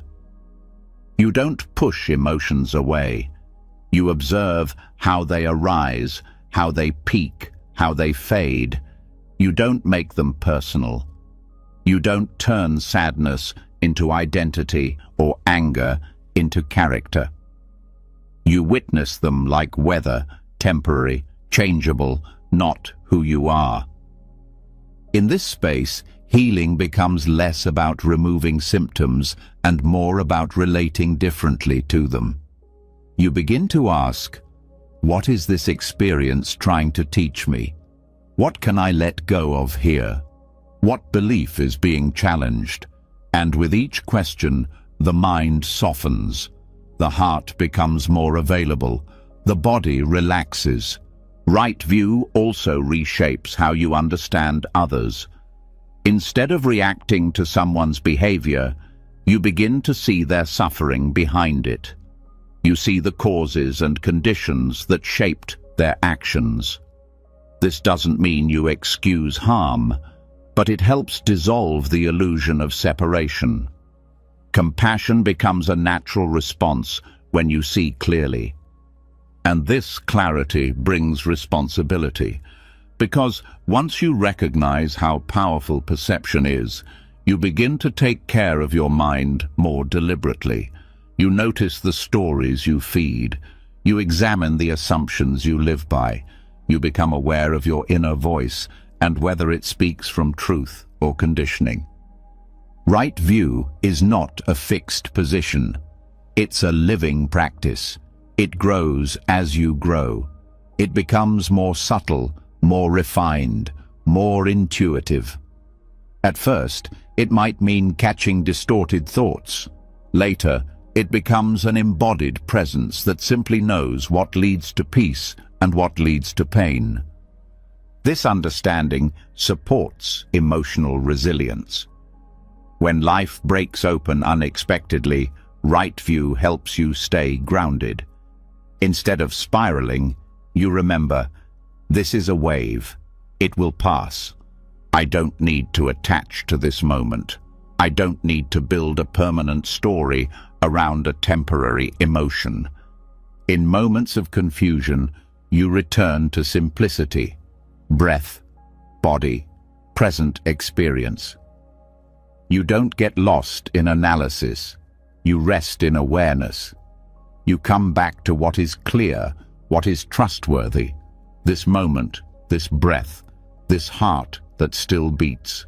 Mental health often declines when we fight our experience, when we demand that pain leave immediately, when we judge ourselves for not being okay. But right view shifts that entirely. It says, healing is not linear, progress is not permanent, and none of this defines your worth. You stop waiting for things to be perfect before you rest. You stop believing that healing means never struggling again. You start to accept that struggle itself is part of the awakening. That feeling lost is not failure. It's a call to return, and each return strengthens you. You become less shaken by the mind's storms. You stop needing to fix every thought. You trust that clarity will return because you've built a foundation rooted in understanding, not fantasy. Right view also reframes your sense of identity. You no longer cling to the idea of a solid, separate self that must be defended or improved endlessly. You begin to see self as a process, changing, layered, responsive. This takes the pressure off. You stop needing to prove yourself. You start being more honest, more fluid, more human. With this view, even shame begins to dissolve. Because shame thrives on the illusion of permanence, that who you were in one moment defines who you are forever. But right view reveals the truth. You are not frozen in time. You are unfolding. You are allowed to change. And in this changing, you find peace, not from perfection, but from presence. You stop needing to understand everything before you feel safe. You begin to live with questions. You begin to trust the process more than the outcome. This trust is not blind. It's earned through awareness, through staying when it's hard, through looking when it's easier to turn away, through meeting yourself again and again, until fear no longer feels like the enemy, but like an old story that no longer needs your belief. With right view, even spiritual practice changes. It stops being about self-improvement and becomes a way of remembering, a returning to what is already whole within you. You stop grasping for awakening. You start embodying awareness in small, grounded ways. You speak with more care. You listen with less agenda. You stop rushing past your own pain or the pain of others. You become a steady presence in a world of reactions, not because you've escaped suffering, but because you've seen through its causes. And that seeing becomes compassion, not as an idea, but as a natural result of understanding. You stop taking things so personally. You stop expecting the world to match your preferences. You meet life as it is, not as you wish it to be, and in doing so, you suffer less. This is not easy work. It takes repetition, willingness, gentleness, but it's real, and it lasts. Because it's not built on avoidance, it's built on direct contact with reality. And that reality, when met with open eyes, becomes the very path to freedom. Right view doesn't make life painless, but it makes pain workable. It makes fear less paralyzing. It makes joy more accessible. It reveals a different kind of stability, one that doesn't depend on the outer world behaving a certain way, but on your inner world being rooted in truth. You no longer need everything to go your way to be at peace. You need to see clearly. And that clarity, when practiced with humility, becomes your refuge. In that clarity, you are not broken. You are not behind. You are simply here, breathing, witnessing, growing, and that is enough, always enough. When clarity begins to settle in your mind, you no longer run from discomfort the way you once did. You stop reacting blindly. You learn to stay grounded when emotions rise. But even as your view becomes wiser, one truth remains impossible to avoid. Everything you love will end. Every person, every moment, every breath. And it's not enough to understand this intellectually. You have to meet it, face to face, with your feet on the ground and your heart fully open. This is why ancient monks practiced walking meditation in graveyards, not to romanticize death, but to build a relationship with it, not as an enemy, but as a teacher. In a world that avoids the topic at all costs, this practice becomes a kind of medicine, one that cuts through illusions and brings you back to what truly matters. The practice itself is simple. You walk, slowly, mindfully, one step at a time, among headstones, among names, among reminders that every life, no matter how full, ends. But what happens within you as you walk is where the real transformation occurs. The mind becomes quiet, not because there is nothing to think about, but because the mind finally recognizes that most thoughts are not useful here. In the presence of death, complaints shrink, arguments feel small, grievances lose their grip. What remains is a tender awareness, a direct encounter with the truth of impermanence. This isn't meant to make you sad, it's meant to make you honest. So much suffering comes from pretending you have time, from acting as though everything important can wait. But when you walk where others have already finished their lives, urgency returns, not in the form of panic, but in the form of clarity. You start to notice how precious each breath is, how rare it is to love someone and still be able to tell them, how fragile your plans are. Not in a hopeless way, but in a way that brings deep presence. This is what the cemetery teaches, not despair, but presence, not fear, but reverence. Walking among the dead is not about morbidity, it's about perspective. You begin to see that much of what disturbs you in daily life has no lasting weight. The judgments, the need to be right, the rush to be first. These concerns dissolve in the face of mortality, and yet what grows stronger is love. Love for this moment, for the people in your life, for the simple fact that you are alive, even now. The cemetery doesn't numb you, it wakes you up. It invites you to stop sleepwalking through your days. It whispers, pay attention, this won't last. This practice becomes emotional medicine when you begin to apply it inwardly.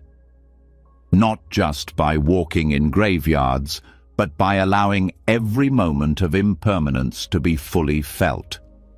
The aging of your body, the changes in your relationships, the passing of days. Rather than resisting these changes, you learn to bow to them, to honor them. In doing so, grief becomes something you no longer push away. It becomes something sacred. You allow the sadness of endings.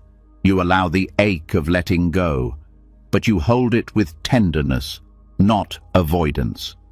You don't try to move past it quickly. You learn to walk with it, to breathe through it. When you do this, grief stops being something that breaks you. It becomes something that shapes you. It carves a deeper well in your heart. a place where compassion grows, a place where you can hold others in their sorrow, not from theory, but from shared humanity. This awareness of death also makes forgiveness easier. You realize that holding grudges is like drinking poison in a burning house. There is not enough time to waste on pride.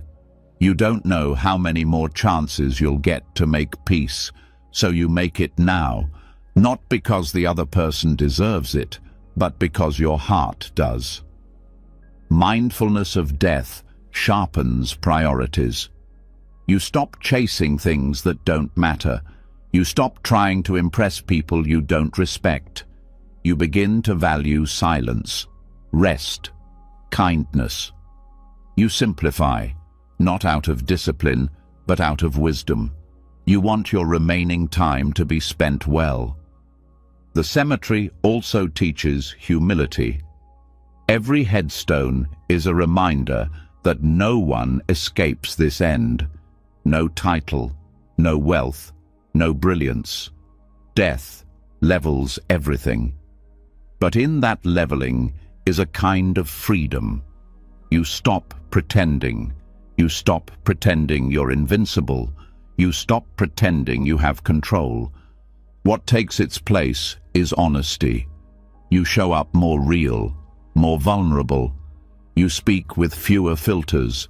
You listen with more depth. You stop needing to be right. You start needing to be true. This practice also helps with fear, because the fear of death often lives in the shadows. We avoid it. We distract ourselves, but what we avoid controls us. By walking with death, not as something to fear, but as something to respect, you take back your life. You no longer organize your choices around fear. You stop running. You face the truth, and in doing so, you are no longer controlled by it. You also stop being surprised by change. Loss no longer shocks you in the same way. It still hurts. It still matters. But you expected it. You were preparing for it, not emotionally closing off, but emotionally opening up. You were building capacity. In many Buddhist monasteries, monks are reminded daily, I am of the nature to die. There is no way to avoid it. This isn't pessimism, it's presence. When you remember that your time is limited, you live with more care.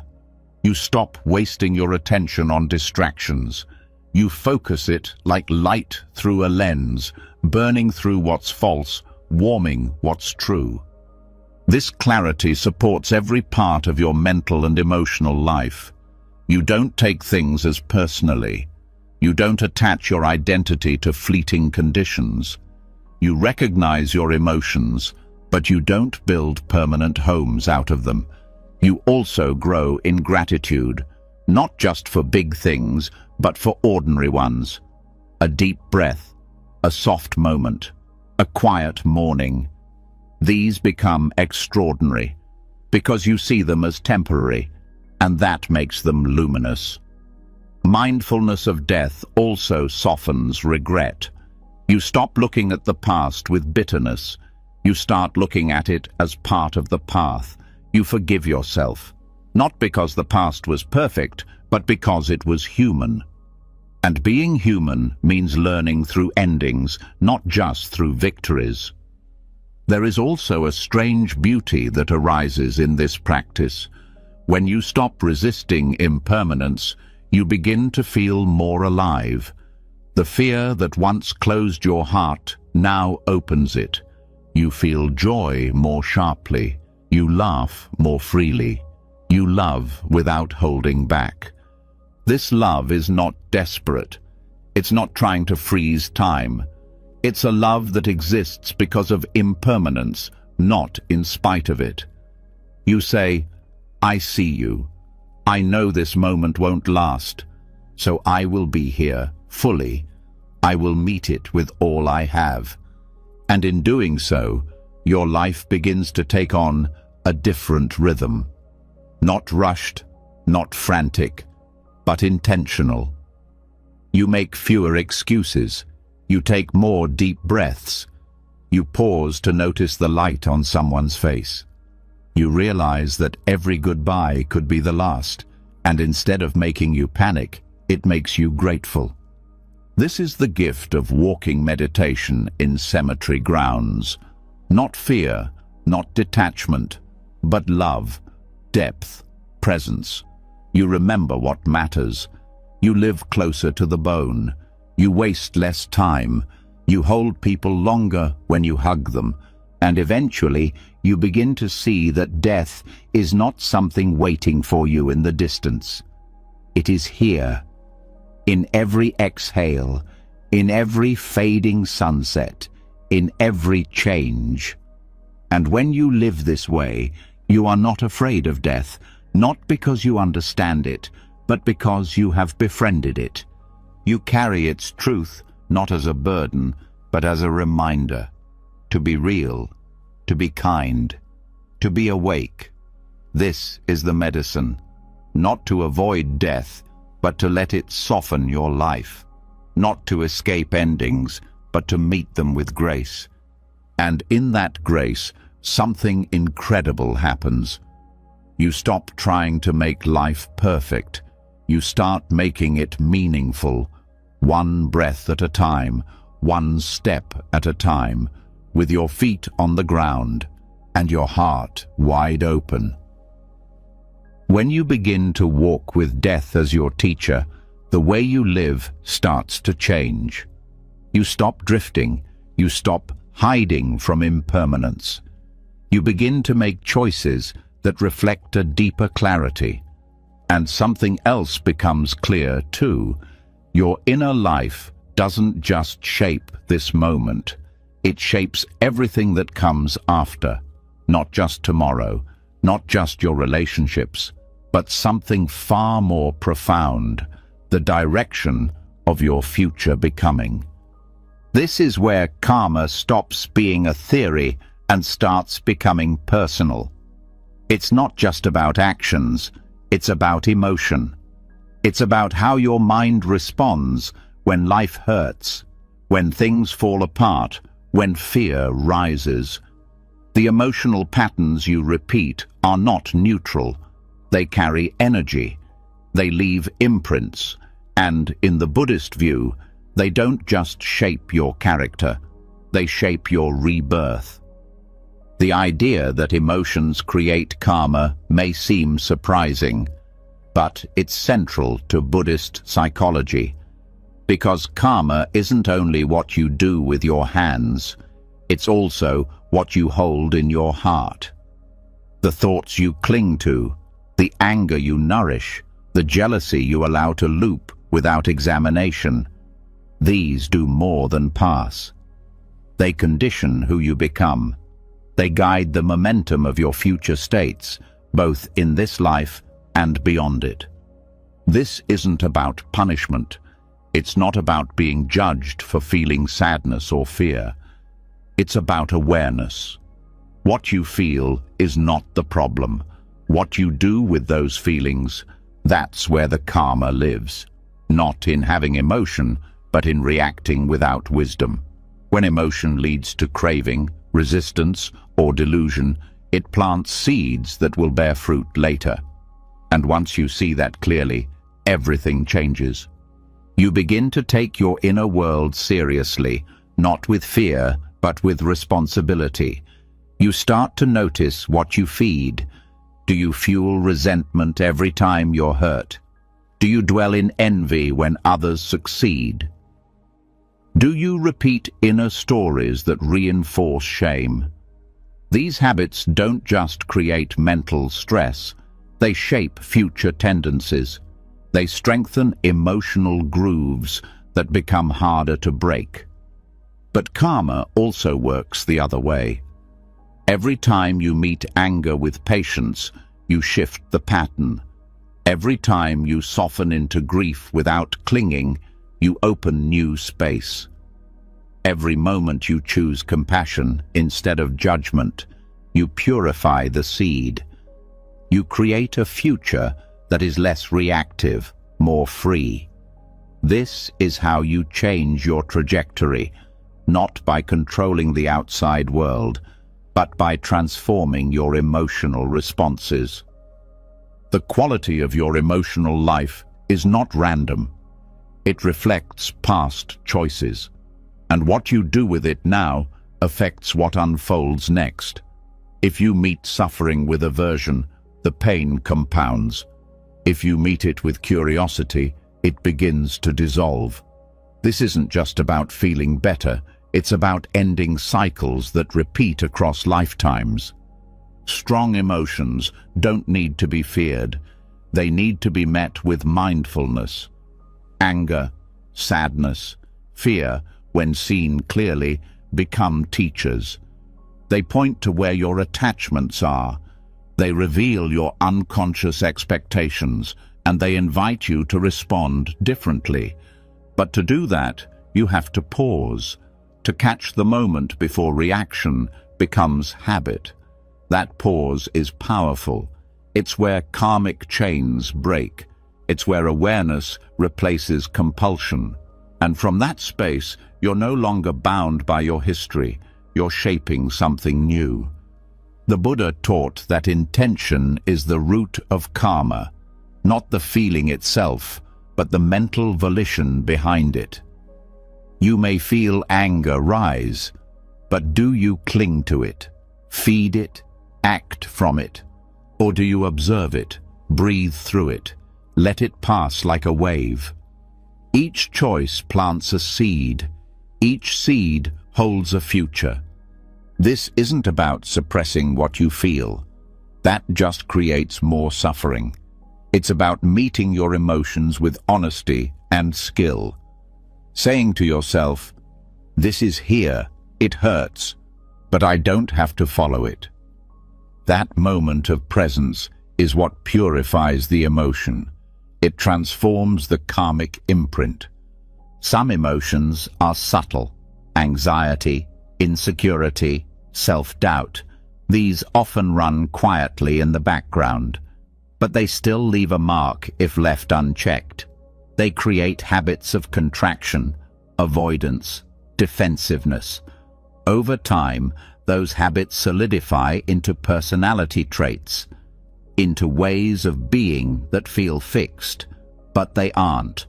They're just grooves worn deep by repetition, and repetition can be broken. One breath at a time, one mindful response at a time. This is where healing becomes liberation. Not just freedom from trauma, but freedom from patterns that continue long after the original wound has faded.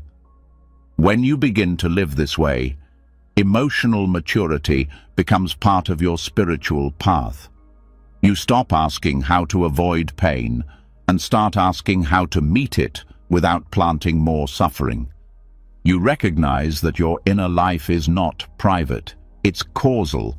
It radiates out, shaping your future, touching others, reinforcing or softening cycles of pain. This understanding also brings humility. You realize that even seemingly small moments of emotional indulgence, bitterness, blame, pettiness, have effects. And yet, instead of becoming ashamed, you become more careful, more compassionate, because now you know the cost of unconsciousness.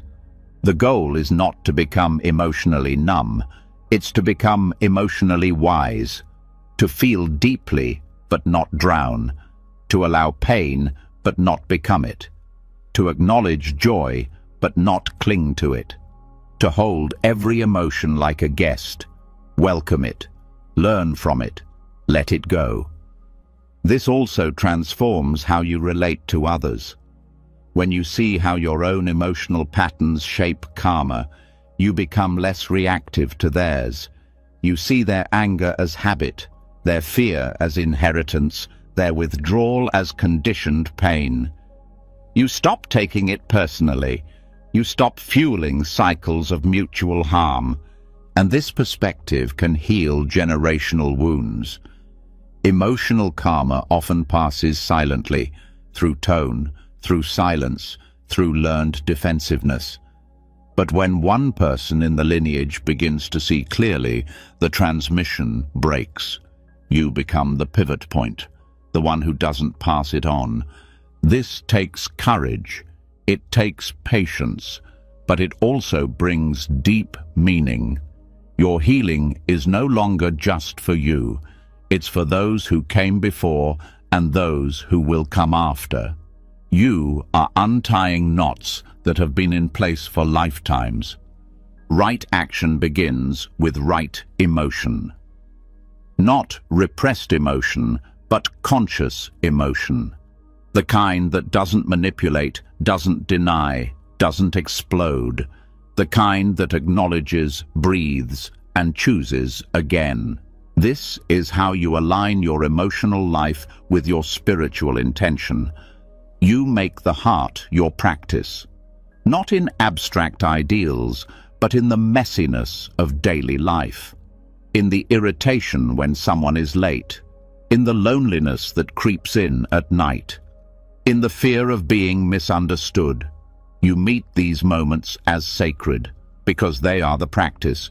You also begin to track your patterns, not with judgment, but with clarity.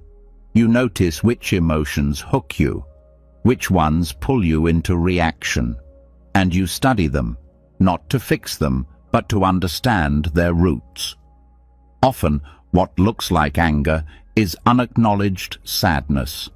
What looks like jealousy is unprocessed grief. What looks like numbness is fear of vulnerability. Understanding these roots allows you to respond with compassion, not control. You begin to soothe instead of shame, to comfort instead of criticize. This softens the mind. It makes transformation sustainable. And gradually, your emotional field becomes cleaner, lighter, not empty, but less sticky.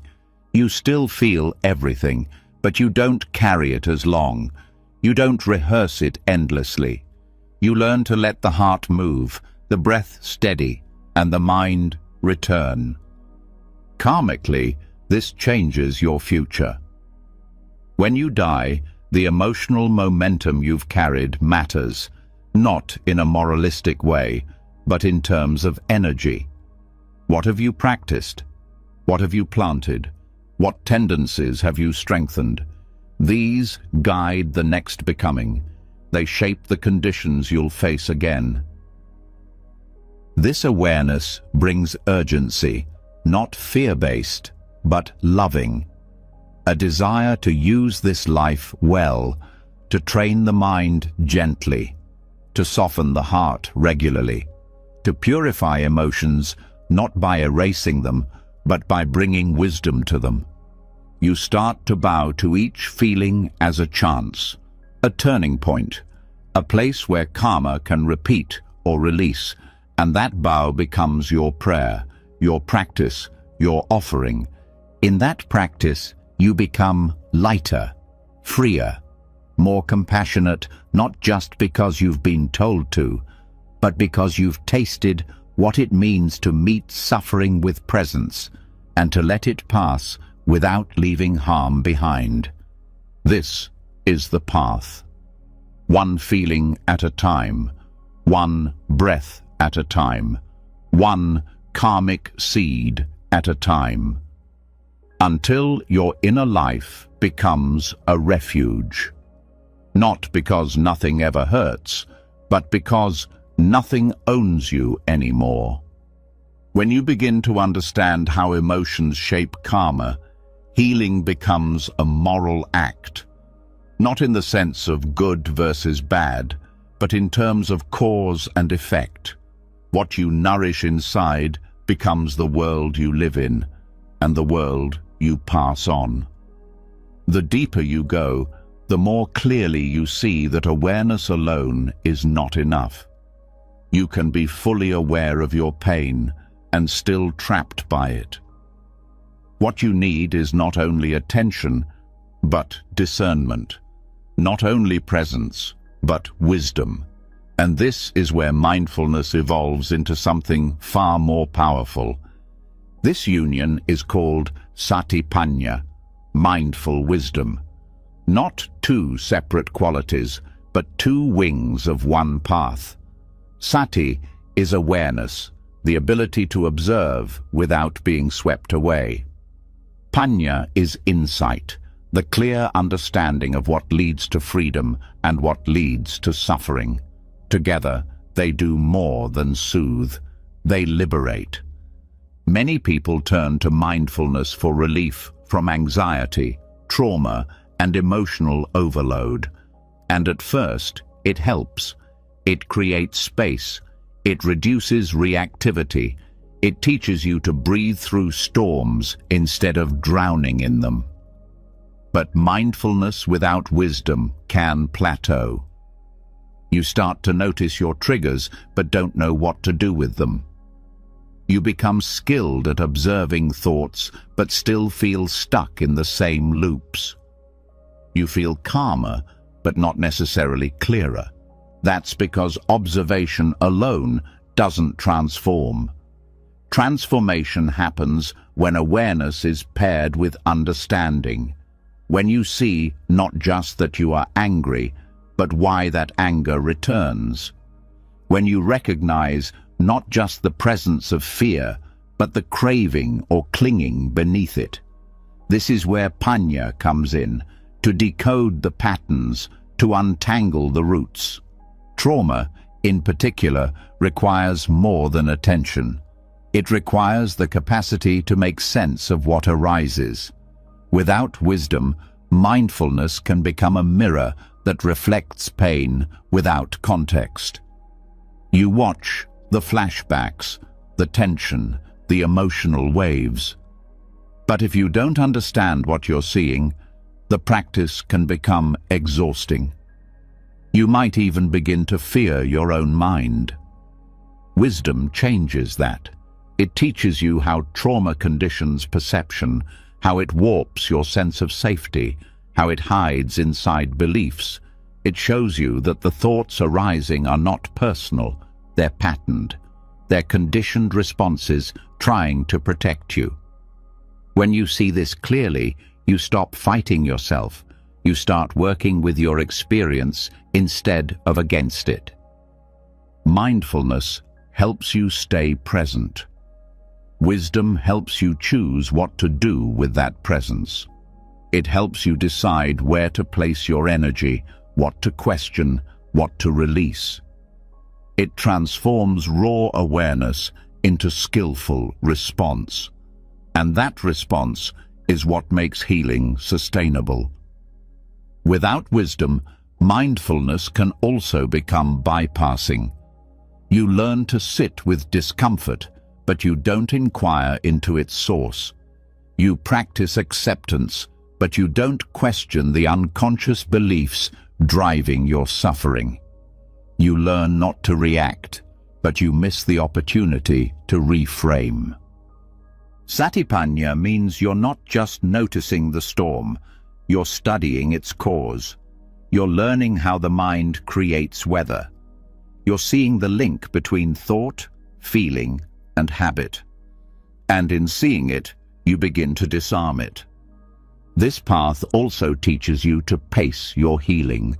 Trauma recovery is not a sprint, it moves in waves. Mindful wisdom teaches you when to rest, when to investigate, when to just breathe. It protects you from pushing too hard. It gives you permission to soften. It also helps you differentiate between truth and habit. Many trauma survivors carry beliefs formed in moments of deep vulnerability. I'm not safe. I'm not worthy. It's my fault. These thoughts feel true because they've been repeated, but with Panya, you learn to question, to ask, is this thought rooted in present reality or past conditioning? This questioning doesn't dismiss your experience, it liberates it. It creates room to rewrite the narrative, to stop defining yourself by what happened to you, to start remembering who you are beyond survival. Mindful wisdom also helps you work with the body. Trauma often lives below language. It shows up as tension, restlessness, disconnection. Satipanya teaches you to listen, not just to feel the pain, but to understand its message. You begin to see the body not as a battleground, but as an ally, a place where wisdom can speak, if you're quiet enough to hear it.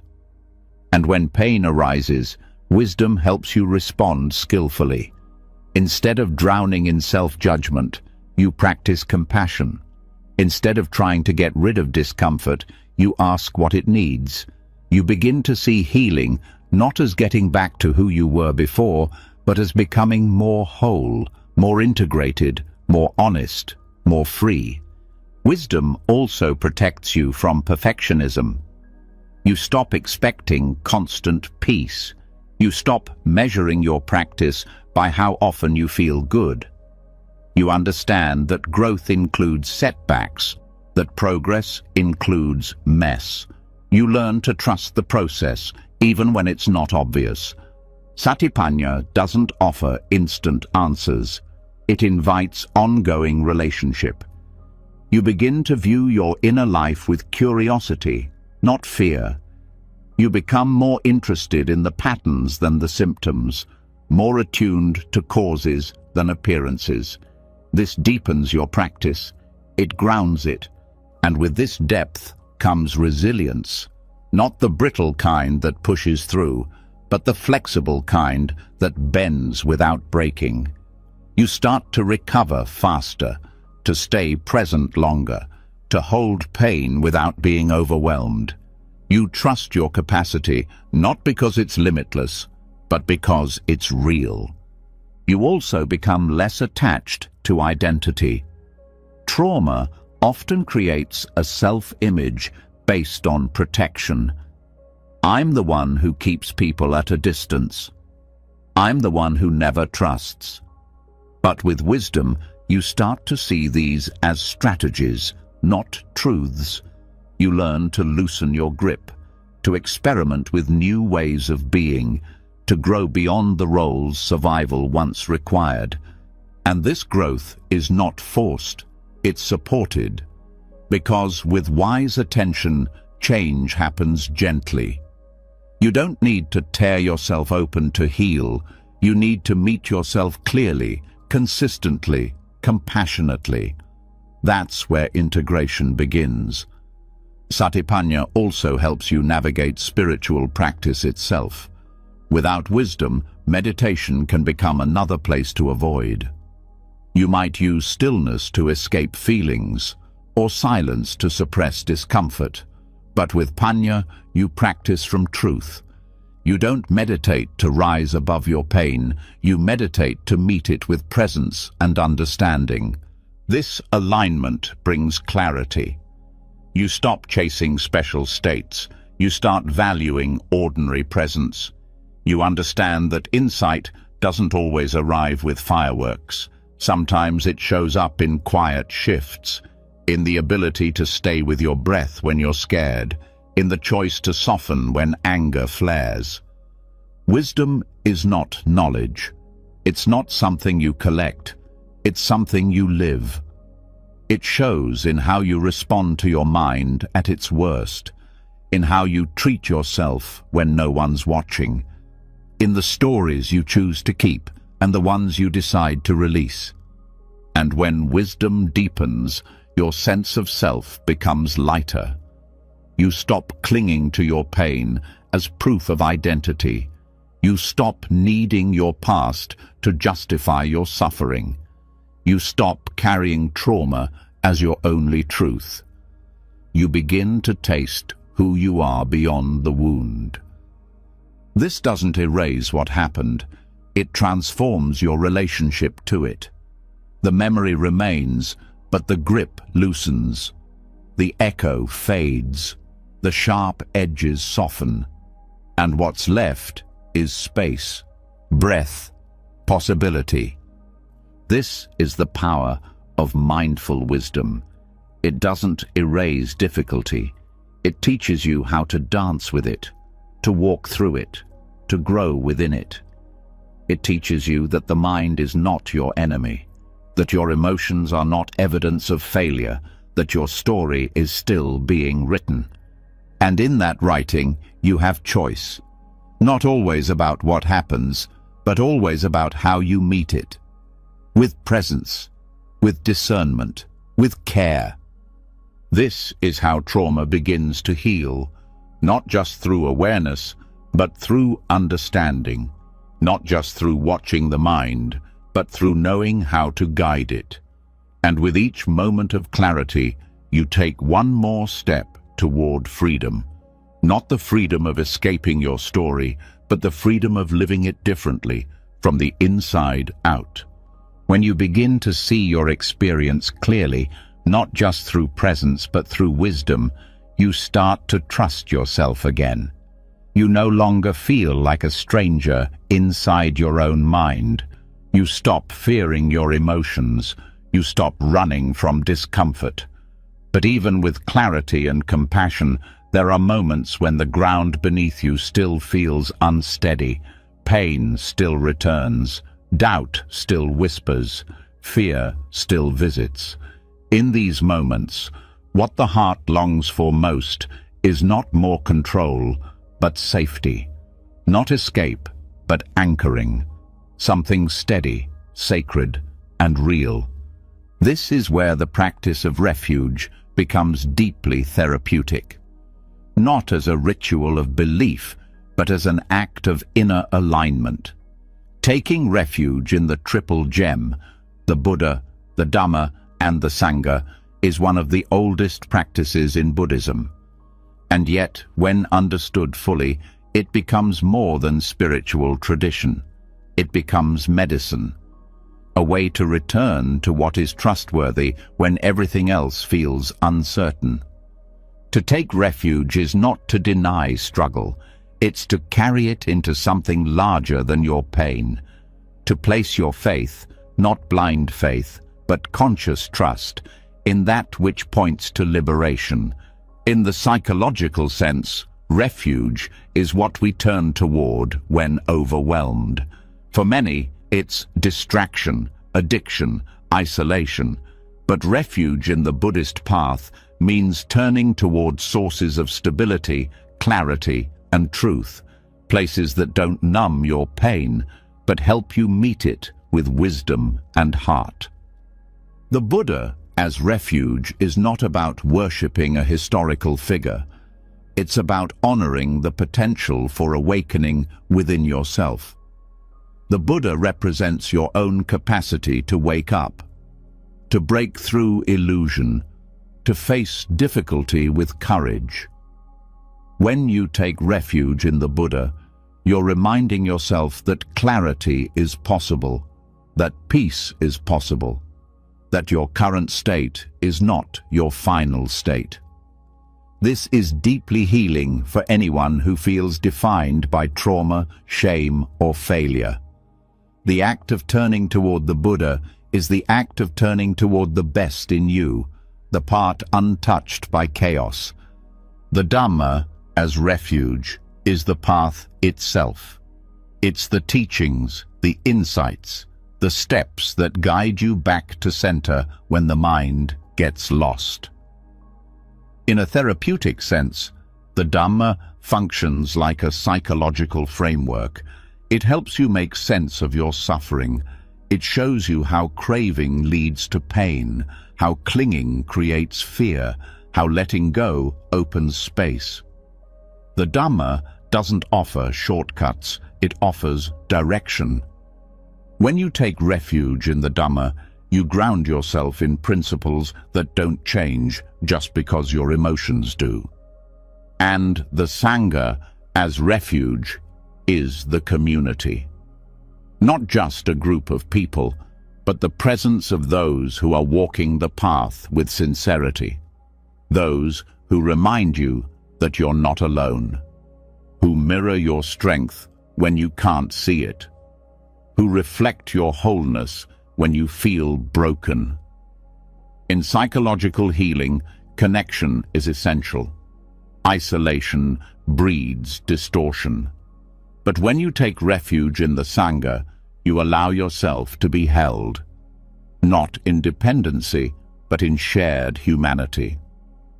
Together, these three form a kind of inner sanctuary, a triangle of strength, a place you can return to again and again, not because it fixes everything, but because it reminds you of what's true. The practice of refuge becomes a nervous system reset, a psychological container, an emotional home. It says, even when I feel overwhelmed, there is something steady here. Even when I forget my worth, I can return to what helps me remember. Therapeutically, this is powerful because it shifts where you place your trust. Trauma teaches you not to trust your body, your feelings, others. But refuge teaches you to place trust where it is safe, in the possibility of awakening, in the clarity of timeless truths, in the strength of community rooted in compassion. This doesn't erase your pain, but it gives you ground to stand on while you meet it. Refuge also becomes a relational practice. You begin to take refuge in wise connection rather than old patterns. You notice who helps you feel more awake, more grounded, more honest. You seek out spaces that hold integrity. You learn to walk away from what pulls you back into confusion. This is part of healing, choosing new places to rest your trust. Taking refuge also brings structure to your inner life. When emotions surge, you have something to return to. Not just breath or body, but intention. You ask, what would it mean to take refuge in the Dhamma right now? Maybe it means pausing before reacting. Maybe it means remembering impermanence. Maybe it means choosing non-harming over winning. This gives you direction in the fog. Psychologically, the sense of refuge reduces inner fragmentation. Trauma often leaves parts of you feeling exiled, unheld, unsafe. Refuge invites those parts back in. It says, you belong here. You are not your fear. You are not your pain. You are held in something bigger. This reframing brings coherence. The scattered pieces of self begin to find each other again. You also begin to live differently, not just in crisis, but in daily life. You start to ask, am I moving from refuge or reaction? You begin to notice when you're leaning into safety and when you're running from fear. This awareness creates choice. You stop reacting out of habit. You begin responding from alignment. The practice of refuge is also deeply forgiving. You don't have to be perfect to return. You don't have to feel strong to be held. Refuge is not earned. It is remembered. No matter how lost you feel, it is always available. This unconditional return creates inner safety, the kind that doesn't depend on mood or outcome. And over time, this becomes internalized. The triple gem stops being external. The Buddha lives in your clarity. The Dhamma lives in your discernment. The Sangha lives in your compassion. You become your own sanctuary, not in isolation, but in rootedness. This inner sanctuary protects you from emotional storms. You no longer need to collapse into despair or cling to distraction. You know where to go, what to remember, what to lean into. The mind may still spin, the body may still shake, but there is something solid beneath it all. Refuge also becomes a source of meaning. When life feels chaotic, you remember there is a path. When suffering feels senseless, you remember there is purpose in how I meet it. When you want to give up, you remember others have walked through this too. I am not the first, I will not be the last, and I am not alone. In moments of grief, refuge brings softness. You don't have to hold it all alone. In moments of anger, it brings space. You don't have to act on every surge. In moments of shame, it brings light. You don't have to define yourself by your pain. This is not about blind comfort. It's about clear anchoring. You are placing your heart in something that doesn't waver with circumstance, something tested by centuries, something rooted in truth, not trend. And this anchoring grows stronger the more you return. Not because the outer world changes, but because your center does. You learn to carry refuge with you, not just during meditation, but in traffic, in conflict, in stillness. It becomes your resting point, your ground zero, your reminder that peace is always one breath, one choice, one return away. Therapists may not always use the language of refuge, but the principle is the same. Safe connection, inner coherence, trust in something larger than trauma. The Buddhist path offers this in a structured, sacred form, one that has carried countless beings through darkness into clarity. You don't have to believe in anything to take refuge. You just have to choose where you want your heart to rest. And when you choose wisely, everything begins to shift. Not because the pain ends, but because the panic does. Not because life gets easier, but because you remember how to meet it. Taking refuge is not escape. It's arrival. It's the act of returning, not just to yourself, but to the truth that holds you. The truth that healing is possible, that clarity is possible, that peace is not a fantasy, it is a practice, and that practice begins now. Every time you turn toward what is steady, what is kind, what is real. Every time you take refuge, not as a concept, but as a commitment. One breath, one moment, one return at a time. The more you return to refuge, the more you begin to sense a deeper rhythm beneath all your experiences, a quiet awareness that sees patterns without being caught in them. Refuge does not erase difficulty, but it offers a stable place from which to meet it. And from that stability, something essential becomes visible. Most of your emotional pain doesn't just arise once. It repeats again and again in slightly different forms, but with the same pull. The same habits of mind, the same storylines, the same reactions. This repetition is not coincidence. It's a cycle. And in the teachings of the Buddha, that cycle has a name: samsara.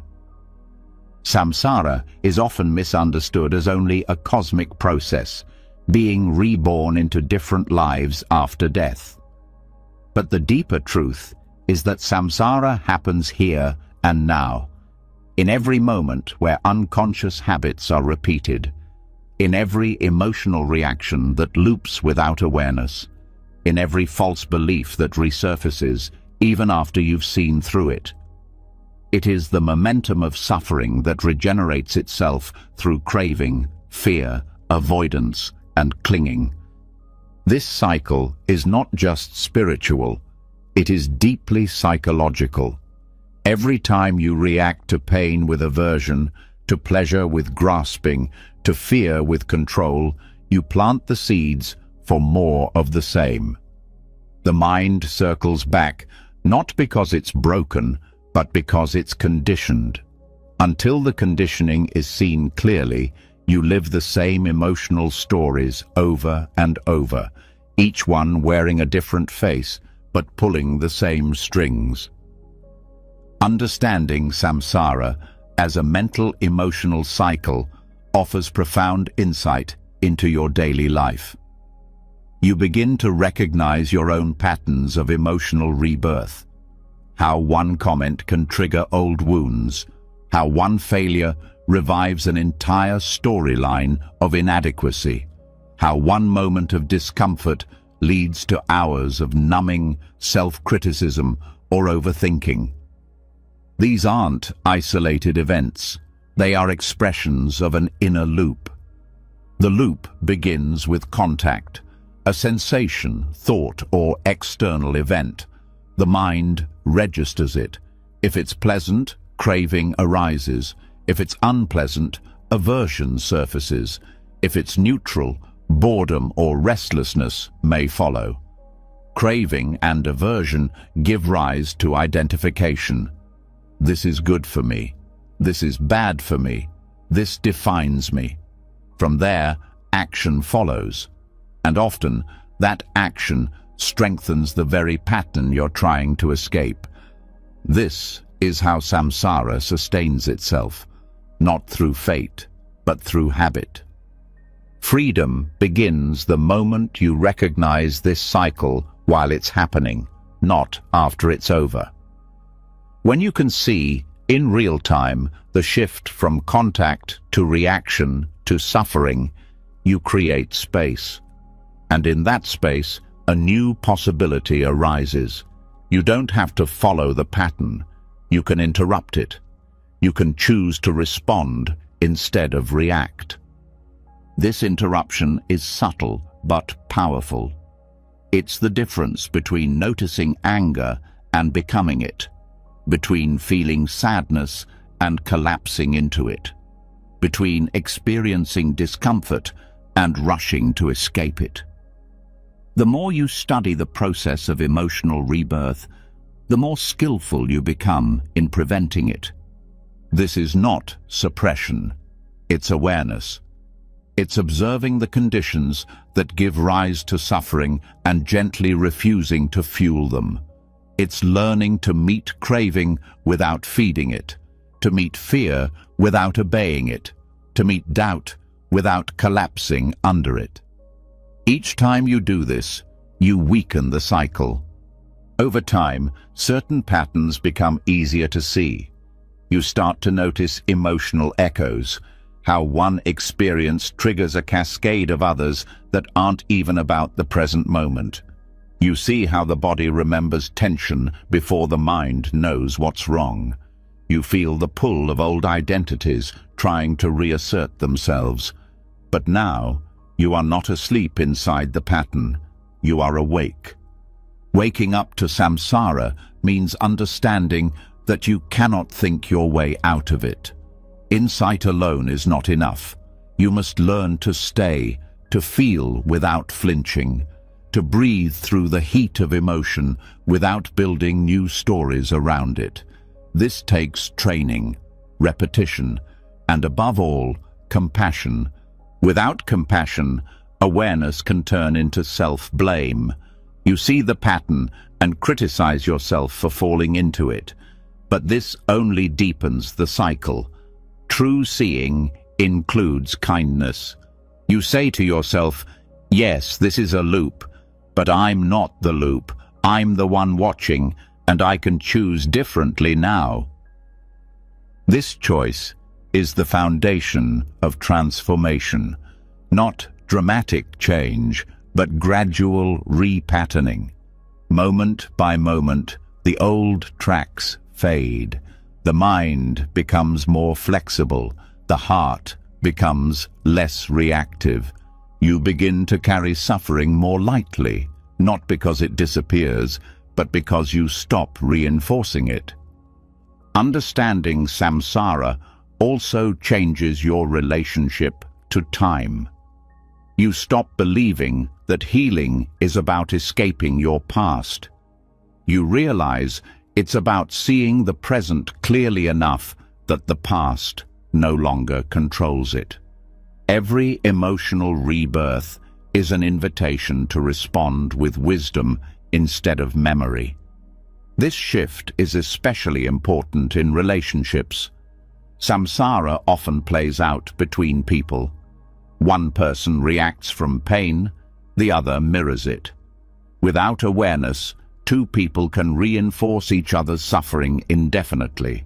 But when one person becomes conscious, the cycle begins to unravel, not through force, but through presence.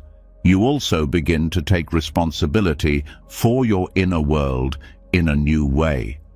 Not blaming yourself for every emotion, but recognizing that how you relate to your emotions is the source of freedom or bondage. You don't need to control what arises. You need to stop reenacting it. This path is not about detachment.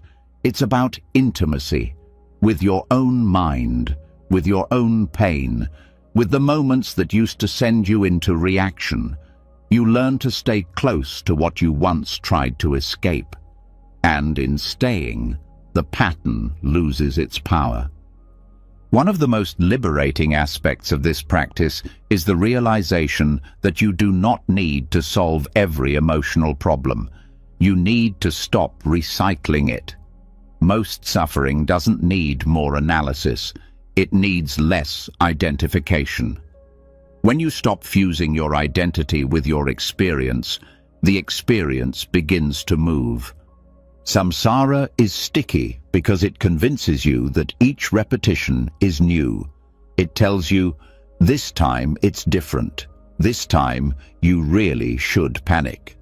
But with wisdom, you begin to see the familiar signs, the same tightness in your chest, the same inner dialogue, the same urge to react, and you learn to say, this is samsara. I've been here before. I don't have to go around again. This recognition brings freedom, not from experience, but within experience. You still feel, but you're no longer ruled by feeling. You still care, but you're no longer consumed by caring. You still hurt, but you're no longer stuck in the hurt. And the more you practice, the more you begin to taste a different way of being. A way that doesn't cycle, that doesn't chase, that doesn't cling. This is not detachment. It's clarity. It's the absence of compulsion, the return to stillness in the middle of movement. You begin to live differently, not passively, but purposefully. You stop feeding emotional reactions that never lead anywhere. You stop fighting battles that only exist in your mind. You begin to respond from understanding, not habit. Eventually, even the most deeply rooted patterns begin to dissolve. Not because you fought them, but because you outgrew them, because you stopped believing the old narrative, because you chose to stay present when you used to flee, because you saw the cycle clearly enough to step outside of it. This is the freedom the Buddha spoke of, not in some distant life, but here and now. Freedom from compulsive repetition, freedom from self-created suffering, freedom from the illusion that you must keep living the same story forever. This freedom is not given, it's cultivated through every breath where you choose presence over reaction, through every moment where you pause instead of repeat, through every choice to respond from clarity instead of from fear. And as the cycles weaken, something new begins to emerge. Not emptiness, but space. Not numbness, but peace. The kind of peace that doesn't need to prove anything, that doesn't depend on outcome, that doesn't need the loop to complete, because you've already stepped off the wheel, not through escape, but through awareness, not through denial, but through presence. This is how samsara ends, not in the future, but in this moment, right here, where you choose again and again and again, until there is nothing left to repeat. As you begin to step off the wheel of emotional repetition, space opens inside you that once was filled with reaction. You see how samsara isn't some distant place. It's the very patterns you break every time you choose presence over habit. But not all patterns are conscious. Many of the deepest ones remain hidden beneath your waking awareness. They don't show themselves in conversation, in meditation, or even in memory. They appear when your guard is down, when the thinking mind sleeps and another part of you speaks. This is where your dreams begin to matter. In Buddhist psychology, the mind is not divided into separate selves. The conscious and unconscious are not enemies.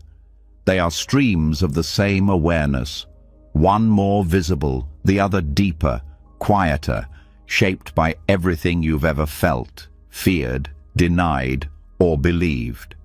This deeper layer is called the storehouse consciousness in some traditions, and its contents, what the Buddha referred to as samskaras or mental formations, shape how you see, feel, and respond to life, often without realizing it. Dreams are the language of this hidden layer. Not literal, not linear, but meaningful.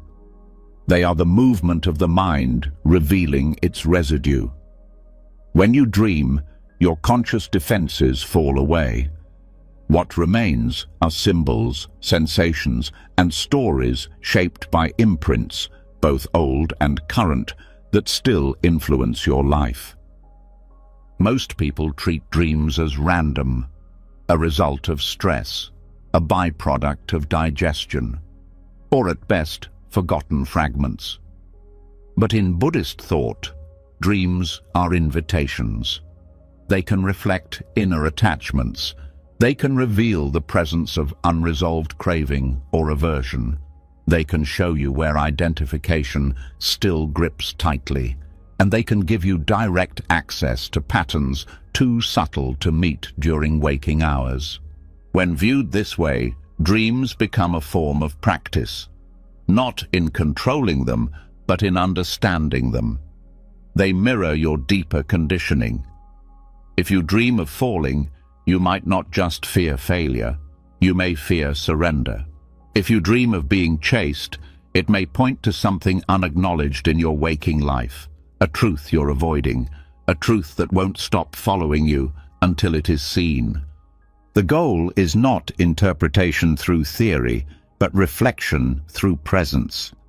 You learn to meet your dreams the way you meet emotions in meditation, not by analyzing every detail, but by feeling into what is asking to be noticed, the texture of fear, the theme of loss, the craving for control.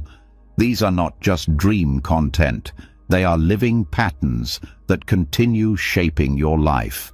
Dreams also hold memories that the conscious mind has let go.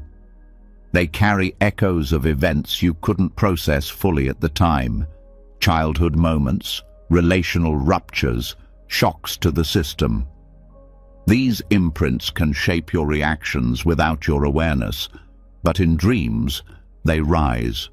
Not always clearly, often as metaphor, but they rise.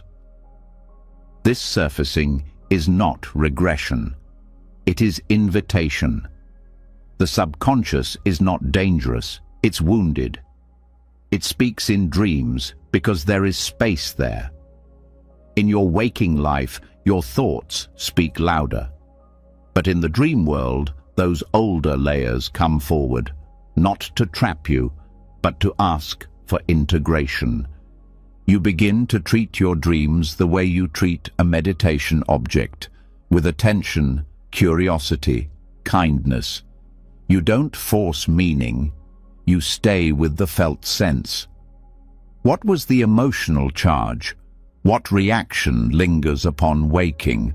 What does the body remember that the story forgot? Through this process, dreams help soften unconscious attachments. They show you where your fear of impermanence still lingers. They reflect your desires, not just surface-level wants, but deeper identity cravings. Who are you still trying to become? Who are you still afraid to stop being?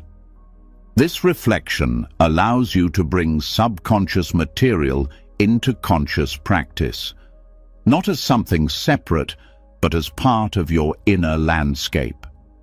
You begin to recognize emotional threads that run across both waking and sleeping states. The tightness that follows you, the sadness you thought you were done with, the anger you suppressed in daylight that re-emerges in symbolic form. You don't have to solve these threads immediately. The first step is acknowledgement. The second is kindness. Dreams can stir discomfort, but they also reveal where you're ready to heal. When seen through the lens of the Dhamma, even nightmares become part of the path. Buddhist texts describe dreams that arise due to karma, not in a mystical sense, but as reflections of deeply rooted patterns. These dreams may not be about past lives, but about past versions of yourself still seeking attention. When you meet these dreams with understanding, you dissolve their hold. You stop being haunted by your own unprocessed mind. This is not about decoding symbols through books. It's about developing your own language of inner reflection. What water means to one person may be different for another. The meaning is not in the symbol, it's in the relationship between the symbol and your inner world. And that relationship is discovered through attention, not theory. The Buddha did not emphasize dream interpretation as a core practice, but he did teach mindfulness of mind states.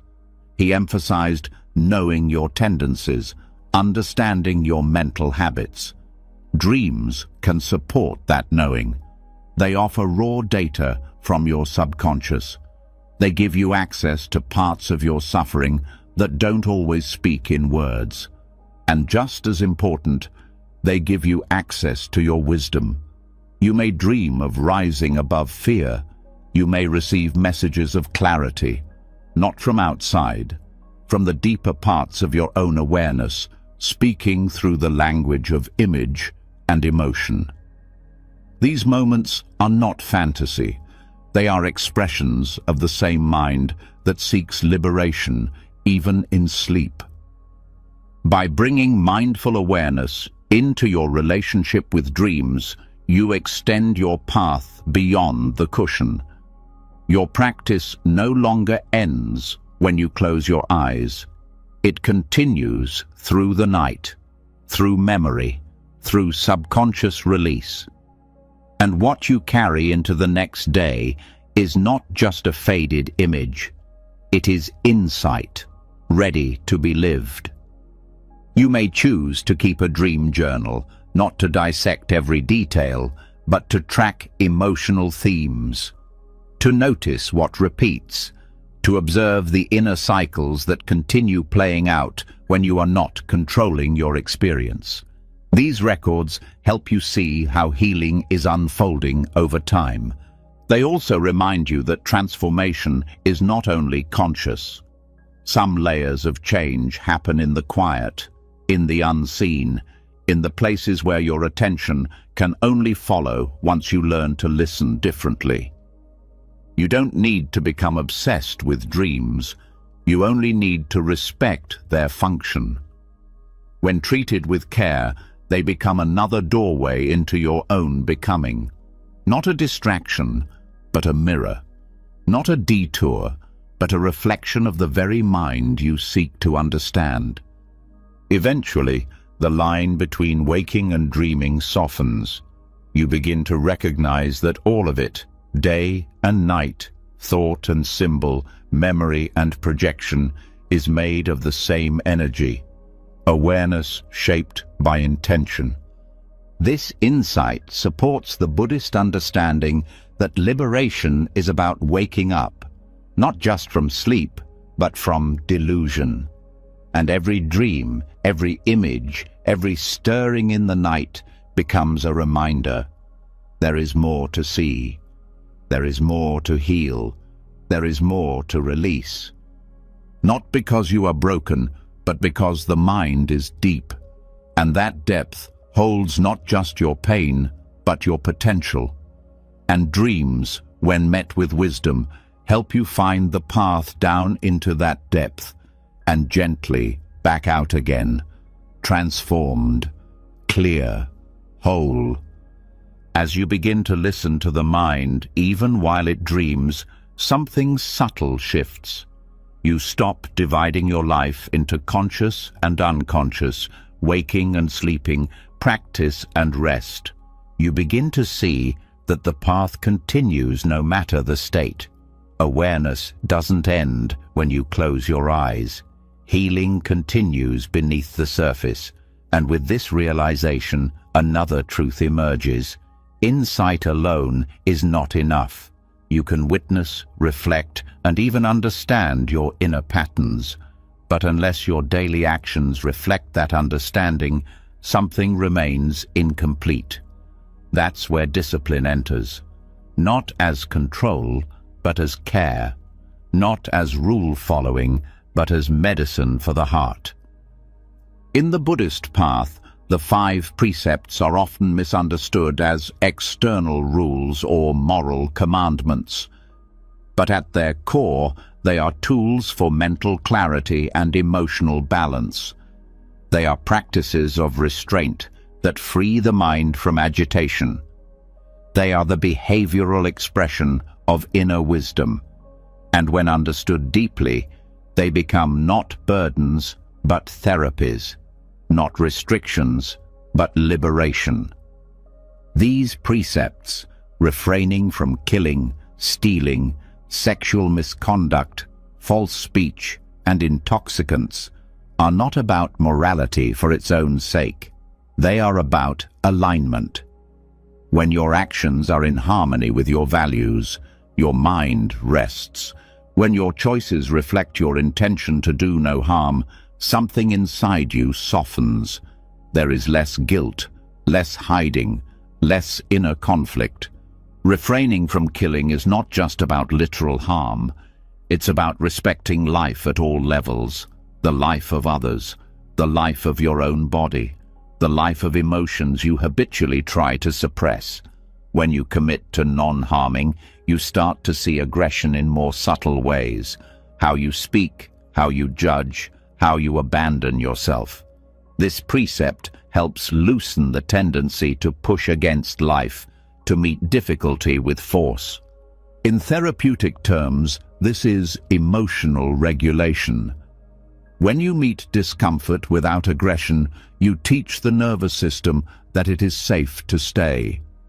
You stop fighting what arises and begin relating to it.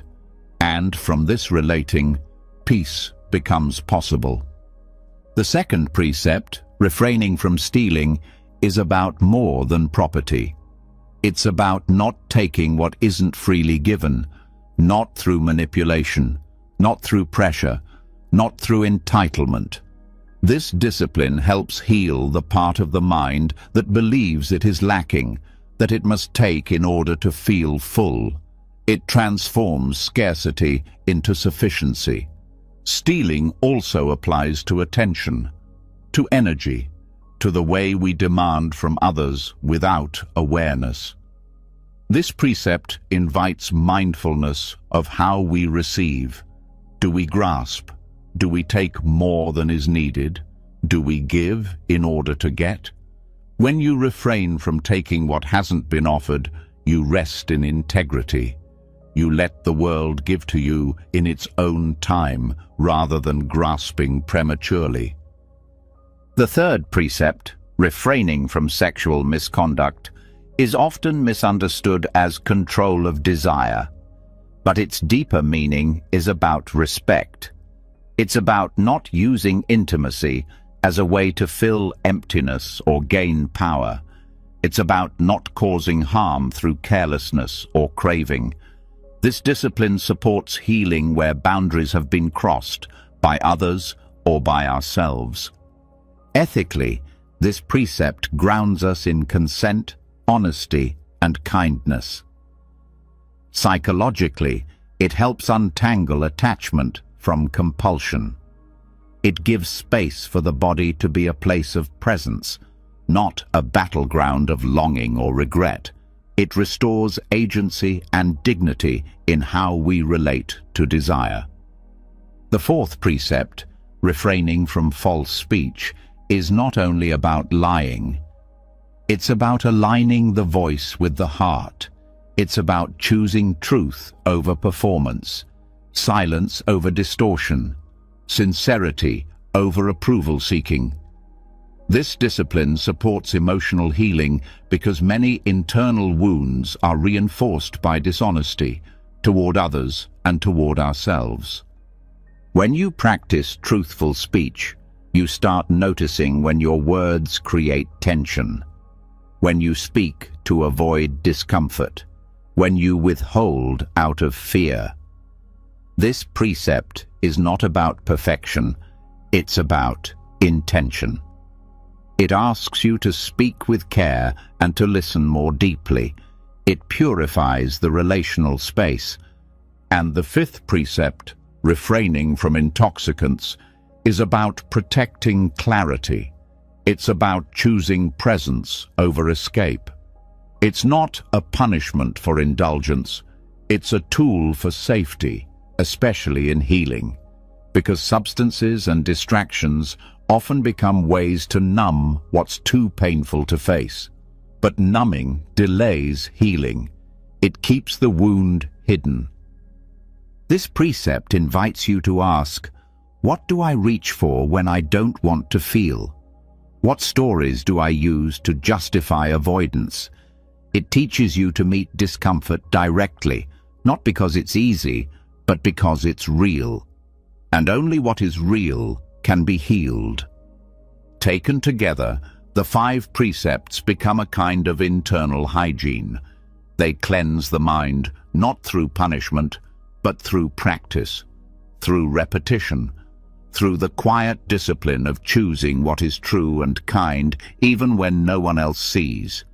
They also protect what you've worked so hard to build. Meditation creates calm. Reflection brings insight.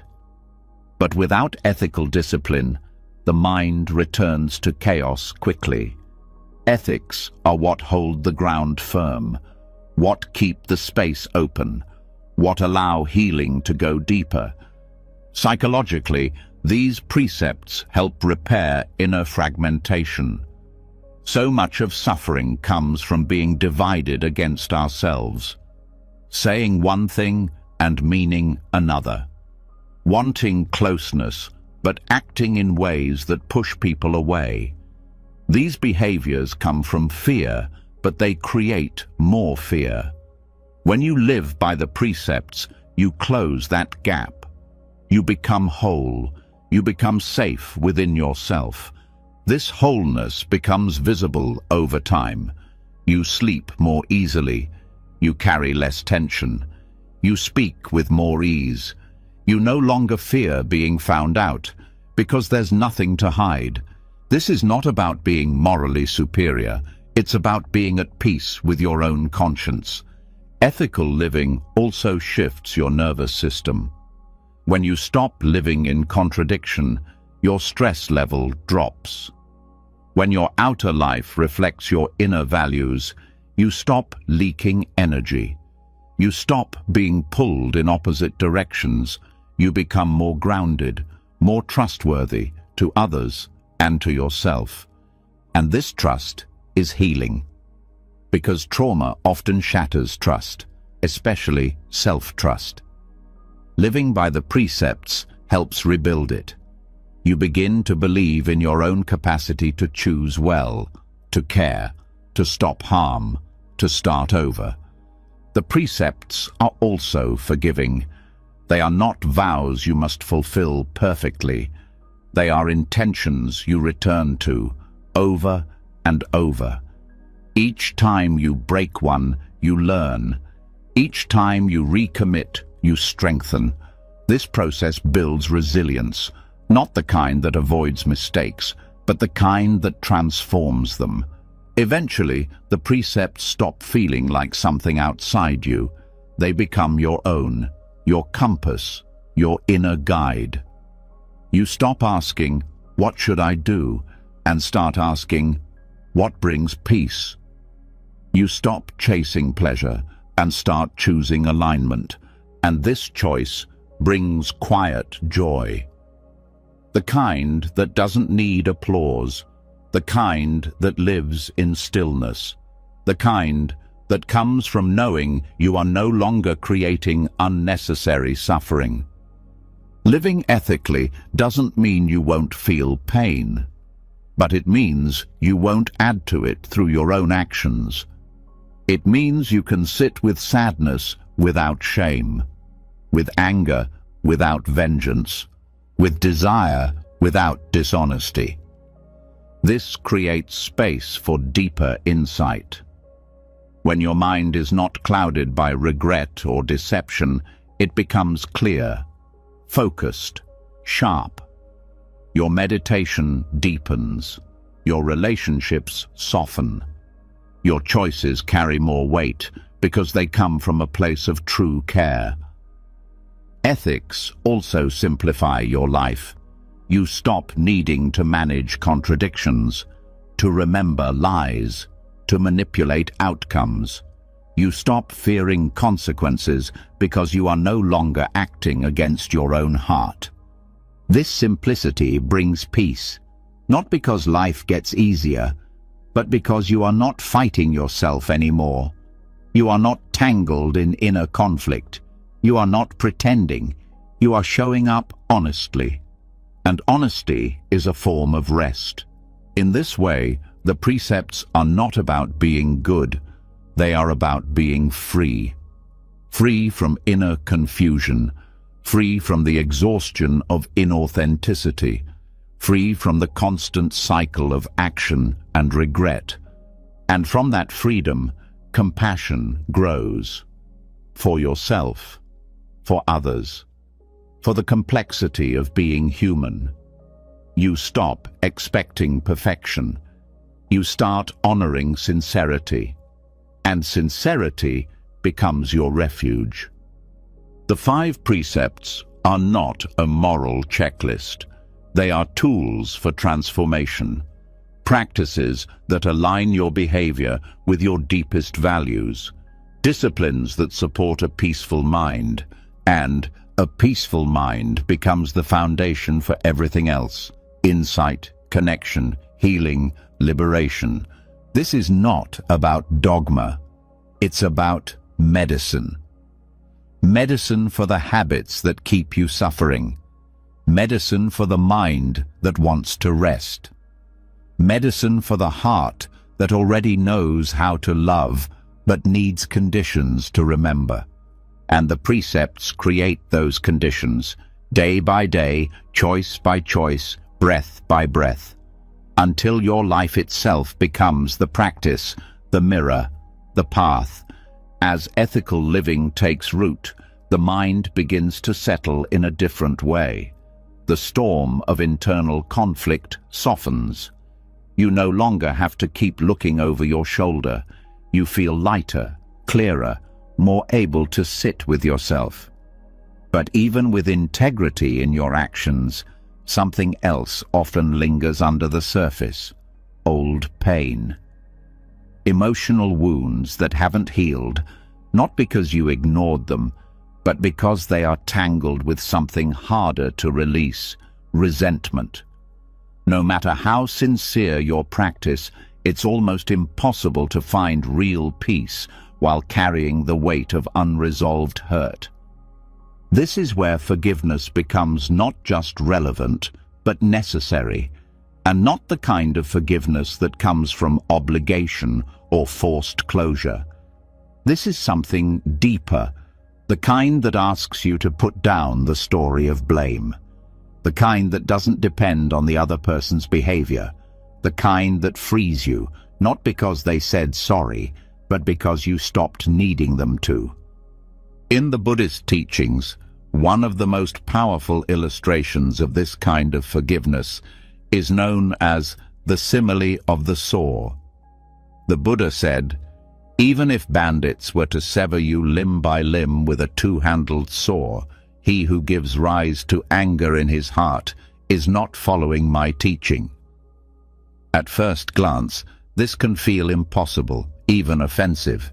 It seems to suggest that we should simply endure harm without protest. But the point isn't to accept injustice, it's to understand the cost of hatred. Anger may feel justified, it often is, but that doesn't mean it helps. It burns from the inside, it narrows the heart, it clouds the mind. The Buddha's point isn't that you should invite harm, it's that you should refuse to let harm define who you become. The real prison is not the act itself. It's the story you keep repeating around it, the belief that until someone pays for what they did, you cannot be free. Radical forgiveness is not a denial of suffering. It's not forgetting. It's not pretending that what happened was okay. It's a courageous act of saying, "I will not let this continue to control my life." It is a kind of spiritual maturity that says, I can hold pain without creating more pain on top of it. This is what the Buddha meant. Not that we must suppress our emotions, but that we must not become slaves to them. The simile of the saw asks us to look at where we still believe that holding resentment protects us. The truth is, resentment does not protect, it isolates. It creates a sense of righteousness, but it feeds a cycle of bitterness that never resolves. You might win the argument in your mind every day, but you still lose peace. Forgiveness in Buddhism isn't about absolution. It's about understanding, the kind of understanding that comes from seeing cause and effect clearly. People act from ignorance, fear, pain, and conditioning. When you begin to see others not as evil, but as confused, just as you have been confused, something shifts. You don't have to agree with what they did. You don't have to allow it again. But you begin to see that their actions were not personal in the way you believed. They were patterns, reactions, unresolved suffering passed from one person to another. This shift doesn't make you weak. It makes you free. When you stop taking things so personally, you stop bleeding from wounds that no longer need to stay open. And you begin to understand that holding on doesn't punish the other, it punishes you. The simile of the saw shows you what's possible when the mind is truly trained. A mind that cannot be touched by hatred, even under attack, is not numb. It is awake. That kind of steadiness can only come from deep inner work, from compassion that has been practiced long enough to become reflexive, from a heart that has seen enough suffering to know that adding more will never bring relief. This doesn't mean you bypass grief. Forgiveness includes mourning. Mourning for what was lost, for what could have been, for the version of you that was hurt. But grief is different from resentment. Grief is clean. It flows. Resentment hardens. It sticks. And it usually hides fear, fear of being hurt again, fear of being seen as weak, fear of losing the story that has defined your suffering. But healing doesn't require that story. It requires honesty. the willingness to see how much energy goes into replaying the past, the courage to ask, what am I still holding on to? What part of this pain do I still believe I need? And most of all, the compassion to answer those questions without judgment. Forgiveness is often misunderstood as letting someone off the hook. But real forgiveness is letting yourself off the hook. Off the hook of having to carry something heavy every day. Off the hook of tying your future to someone else's past behavior. Off the hook of rehearsing suffering when there's nothing left to say. This is not easy. It takes practice. Some days you feel spacious. Other days, the memory returns with intensity. You start again. You breathe. You meet it with kindness. You don't force it away, but you don't feed it either. Slowly, the sharp edges begin to soften. The narrative begins to loosen. The energy begins to release. The Buddha's parables help because they speak to these truths in ways that bypass the intellect. Stories reach into the emotional body. They plant seeds. They invite reflection. They show what is possible not through argument, but through example. In the simile of the saw, the Buddha paints an extreme picture, not to shock, but to reveal how deeply the mind can be trained when it refuses to retaliate. Other stories, like that of Angulimala, the serial killer turned monk, show that even the most violent past can be transformed through insight. The message is always the same. No one is beyond redemption, and that includes the parts of you that still feel angry, the parts that wish for punishment, the parts that don't know how to let go yet. These too are welcome. They just need attention, not to be acted out, but to be understood. In healing, forgiveness is often the final release. You may do years of work on trauma and still feel stuck. The resentment that remains can act like a hook, keeping you tied to the very people or events that caused the harm. This is where forgiveness becomes a tool, not of approval, but of release. You cut the cord, not to forget, but to be free. You begin to understand that forgiveness is not always about others. Sometimes it's about forgiving yourself, for staying too long, for not knowing what you didn't know, for reacting in pain, for surviving in the only way you could. Self-forgiveness is the beginning of wholeness, the end of the war within. Practicing this kind of forgiveness doesn't happen once. It becomes part of your path. You reflect, you feel, you choose not to feed the old response. You let it move through. You open your hand where you used to clench your fist, not because they changed, but because you did. Over time, your capacity grows.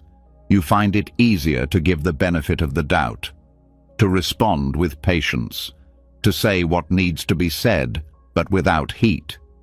You become someone others feel safe around, not because you're passive, but because you don't carry old harm into new moments. This is the medicine of the Dharma. Not just insight, but transformation. Not just understanding suffering, but ending it. Forgiveness is one of the hardest and most powerful expressions of that transformation. It asks more than belief. It asks practice. It asks presence. It asks humility. And when it's sincere, it gives more than peace. It gives you yourself back. The part of you that is no longer shaped by what was done to you. The part that no longer needs to carry what has already passed. The part that, despite everything, is still whole, still loving, still free. Once you begin to release the grip of resentment, something soft returns to the heart. You stop needing to be right. You stop rehearsing the past. You give yourself back the space to feel fully. Forgiveness clears the path, but grief often waits quietly beneath it. All the loss you never fully met. All the love that had no place to go. The sorrow that once lived under anger now rises into view, asking not to be fixed, but simply held. In this stage of healing, you don't need more thinking. You need grounding. You need to come home to something stable, something real, something that can hold what the mind cannot. This is where earth practices become essential. In Buddhist tradition, touching the earth is more than symbolic. It is a physical act of surrender, a gesture that says, I belong here, I am not separate. I trust this moment enough to kneel into it. When you lower your body and place your hands or forehead on the ground, you are not performing a ritual for others. You are reminding your body what safety feels like. You are re-entering relationship with the present moment, not through thought, but through contact. Earth touching is used as a devotional gesture, especially in the story of the Buddha's awakening. When challenged by Mara, the personification of doubt and fear, the Buddha did not argue. He did not defend. He simply reached out his hand to touch the earth, as if to say, "This is my witness." In doing so, he anchored himself not in concept, but in the deepest truth of interconnection and presence. For those who are grieving, this gesture carries profound medicine. Grief ungrounds the body. It breaks the structure of life. The nervous system loses its rhythm. Earth touching brings that rhythm back. It says, gravity still holds you, life still receives you. It doesn't solve grief, but it offers a container for it, a place to let sorrow fall out of your hands without falling apart. These practices aren't complicated. You kneel, you touch the earth, you breathe into the ground, you feel your own weight, you let what is heavy inside you move downward instead of staying stuck. You don't need to explain anything. You don't need to force release. You only need to be present with the body, which knows how to grieve even when the mind does not. Grounding through earth contact is also deeply regulating for trauma. When the body has been through overwhelm, it often becomes untethered. Mindfulness may not be enough. The senses need support. Earth touching provides that through the simplest means: touch, temperature, texture, breath. You begin to remember safety not as an idea, but as a sensation. This practice also restores the sense of belonging. Grief can make you feel like a stranger in your own life, like you've been cast out of a world that keeps spinning without you. The earth, however, always welcomes you back. It does not ask for explanations. It does not need your words. It simply holds you as you are. And in that holding, something opens. You begin to feel the larger continuity of life. The earth carries the bones of ancestors, the seeds of future generations, the rhythms of death and renewal. When you touch the ground, you are not reaching downward. You are reaching into a lineage of survival, of surrender, of sacred grief. Earth touching can become part of daily ritual. Not dramatic, just honest. A way to begin the day by reconnecting to what is steady. A way to end the day by releasing what you no longer need to carry. You don't need to wait for crisis to ground. You can build this connection proactively, so that when grief comes again, and it will, you already know where to go. In moments of overwhelming emotion, this practice creates space. You drop to the floor. You place your hands on the ground. You feel the solidness beneath you. You let the tears come. You let the breath slow. There is no performance, only presence.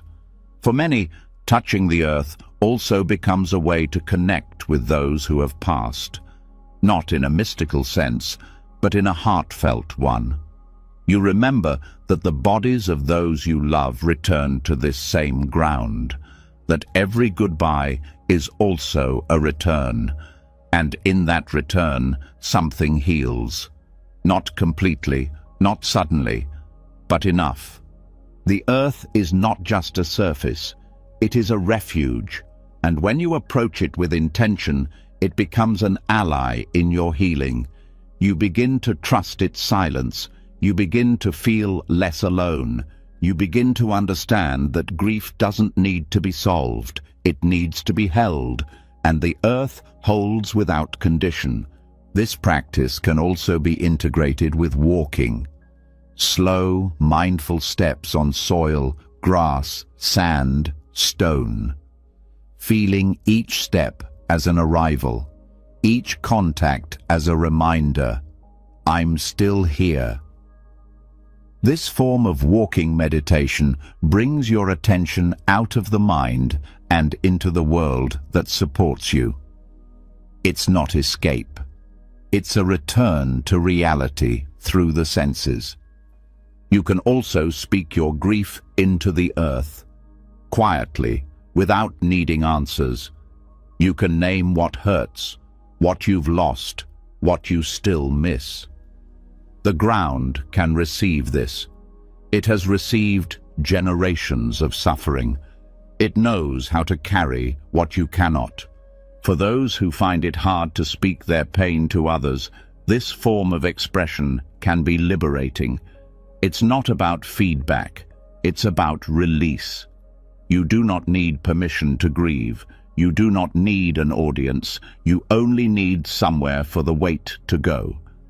Earth touching also connects you to your own body. You stop hovering in the mind. You stop resisting physical reality.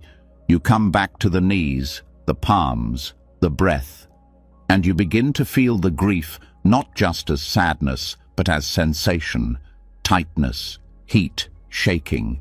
When you allow these sensations without judgment, they move, and as they move, the grip loosens. This kind of embodied release cannot be accessed through thinking.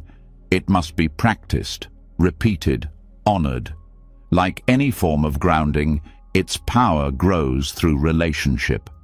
The more you return to it, the more available it becomes. In moments of fear, of disconnection, of loss. You don't have to be in nature to practice. The earth is beneath every floor, every city, every bed.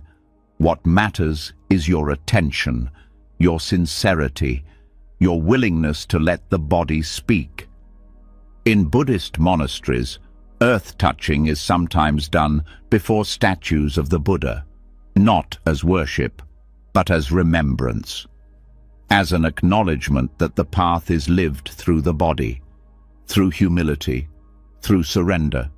You can do the same wherever you are. Kneel, bow, let go.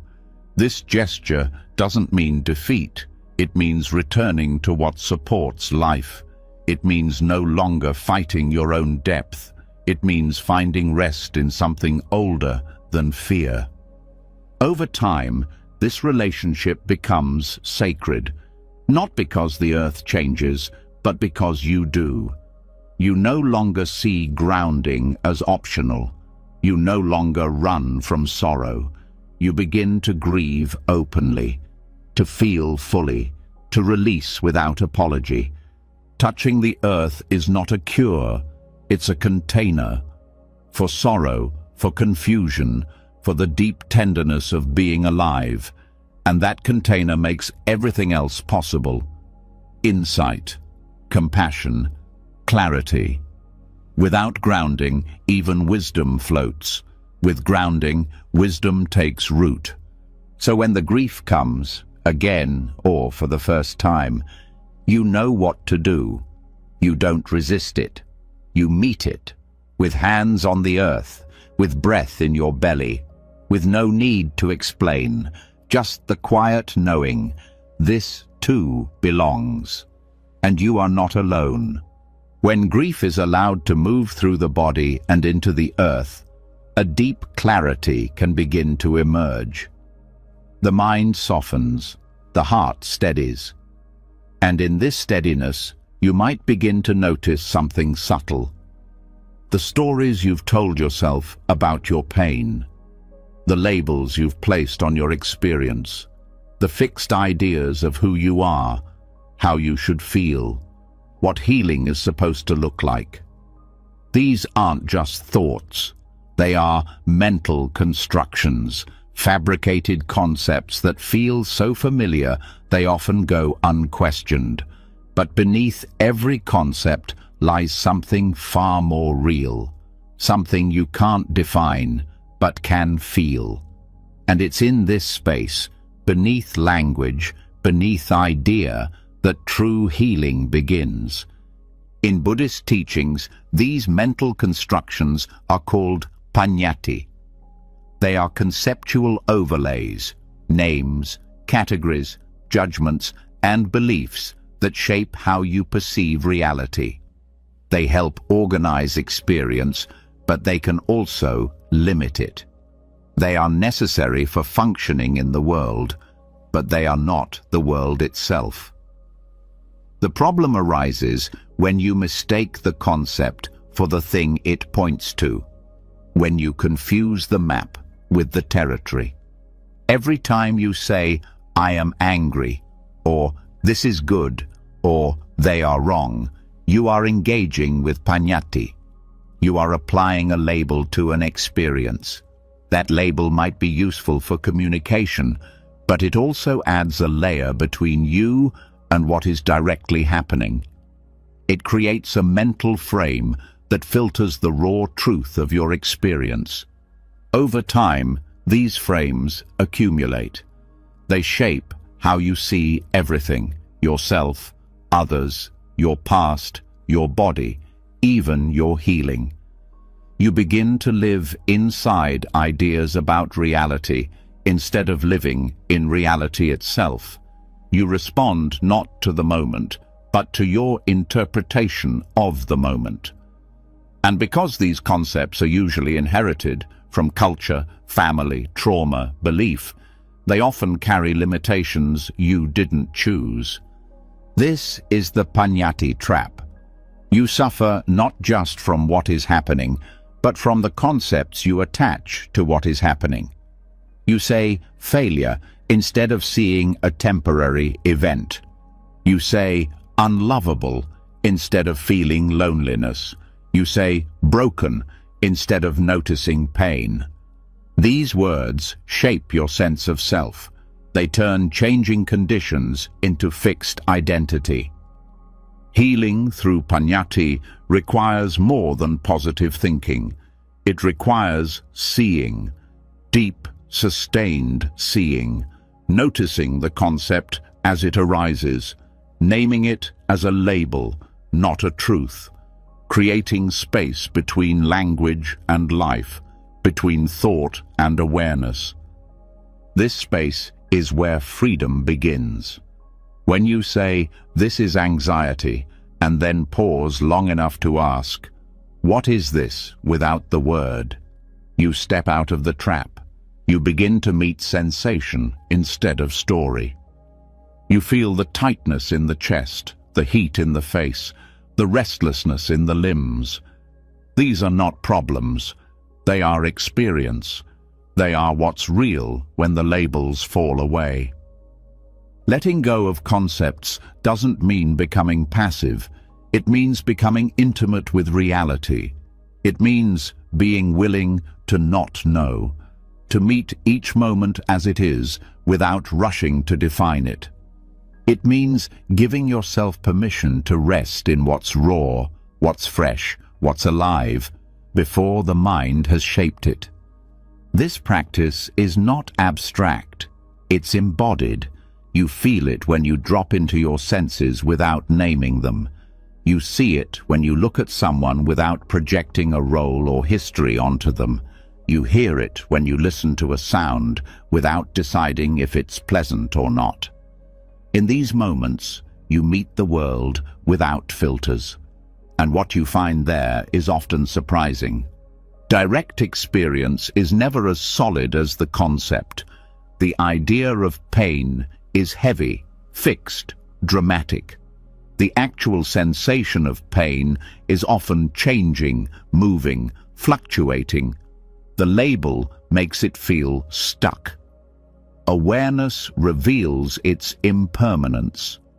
The idea of "I am not enough" feels permanent. The moment-to-moment experience of breathing, walking, existing does not confirm that belief. In fact, it often contradicts it. This is why meditation is so powerful. It teaches you to sit still and notice, not just what you're feeling, but how you're naming it. The moment you catch yourself in a thought loop, "This shouldn't be happening. I always do this. They never understand me," you have the chance to pause, to ask, is this the experience or the concept about the experience? When you begin to see the difference, the mind starts to release its grip. You no longer need to fix the thought. You see through it. You no longer need to argue with the concept. You let it dissolve. And what remains is clarity, spaciousness, a kind of freedom that doesn't depend on changing the outer world, but on seeing through the lens you've been using to interpret it. This kind of seeing takes courage, because concepts are comforting even when they hurt. They give a sense of identity, a sense of control. Letting them go can feel like stepping into uncertainty. But it's in this uncertainty that the truth becomes accessible. Not the truth of what should be, but the truth of what is, here and now, unfiltered. The Panyati trap also plays out in relationships. You think you know who someone is. You label them: friend, enemy, safe, unsafe. And then you respond to the label, not the person. You don't see their suffering, their complexity, their moment-by-moment changing nature. You see the concept, and relationships suffer under that weight. When you practice releasing labels, even for a breath, connection deepens. You stop relating through the past. You meet each person as they are now. This doesn't mean ignoring behavior or giving up discernment. It means recognizing that behind every concept is a human being, just like you, trying to find peace. This clarity brings humility. You realize how often you've misunderstood others, how quickly you've assumed, judged, or reduced. You see how you've done the same to yourself, how many times you've lived inside an idea of who you are, instead of meeting the moment and responding freshly. Healing means returning again and again to this freshness. It means noticing when you've fallen back into old categories, when you're living inside a narrative instead of living your life. And it means gently stepping out, not by force, not by resistance, but by seeing. This is where wisdom and compassion meet. You see that concepts are not the enemy, they are tools. But when you forget that they are tools, they become cages. The path is not to destroy them, but to use them wisely, and to know when to put them down. This knowing brings peace. You stop needing to define everything. You start allowing experience to unfold. You don't rush to explain. You begin to trust the silence between words, the space between reactions, the simplicity of presence. And from this presence, you live differently. You speak with more care. You listen with fewer assumptions. You move with less certainty and more curiosity. You meet life not as a problem to solve, but as a mystery to feel. The Paññatti trap is subtle, but once seen, it can't be unseen. You start to catch it in small ways, in the way you think about your body, in the way you describe your emotions, in the way you narrate your day. Each moment becomes an opportunity to return to what is felt, to what is real, to what is beyond the name. And in that return, the mind becomes quieter, the heart becomes softer, the body becomes a place of presence again. Not because everything is solved, but because everything is finally being seen, not through the veil of concept, but through the clarity of experience. After more than 3 hours together, what's left to say? Maybe just this.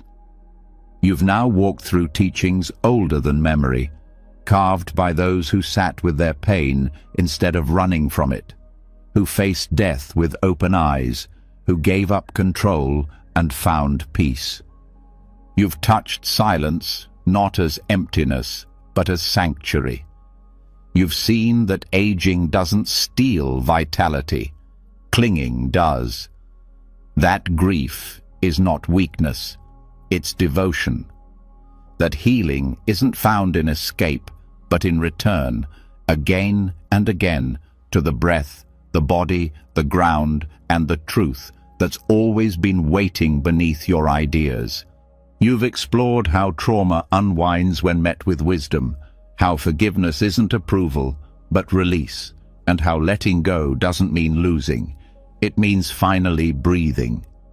You've learned that samsara isn't out there, it's in every emotional loop, and that the end of suffering isn't far away. It's one honest moment at a time. And if any part of this met you where you needed it, if a line, a practice, a silence held something tender inside you, tell us below. What teaching stayed with you? What shifted in you?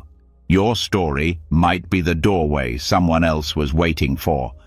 And if this journey spoke to your heart, don't let it be the last. Subscribe to the channel and turn on the bell so you don't miss the next step in your path. This is a space for return, for growth, for peace, for truth. And you're always welcome here. Until next time, may your breath stay gentle, your mind stay spacious, and your heart stay open.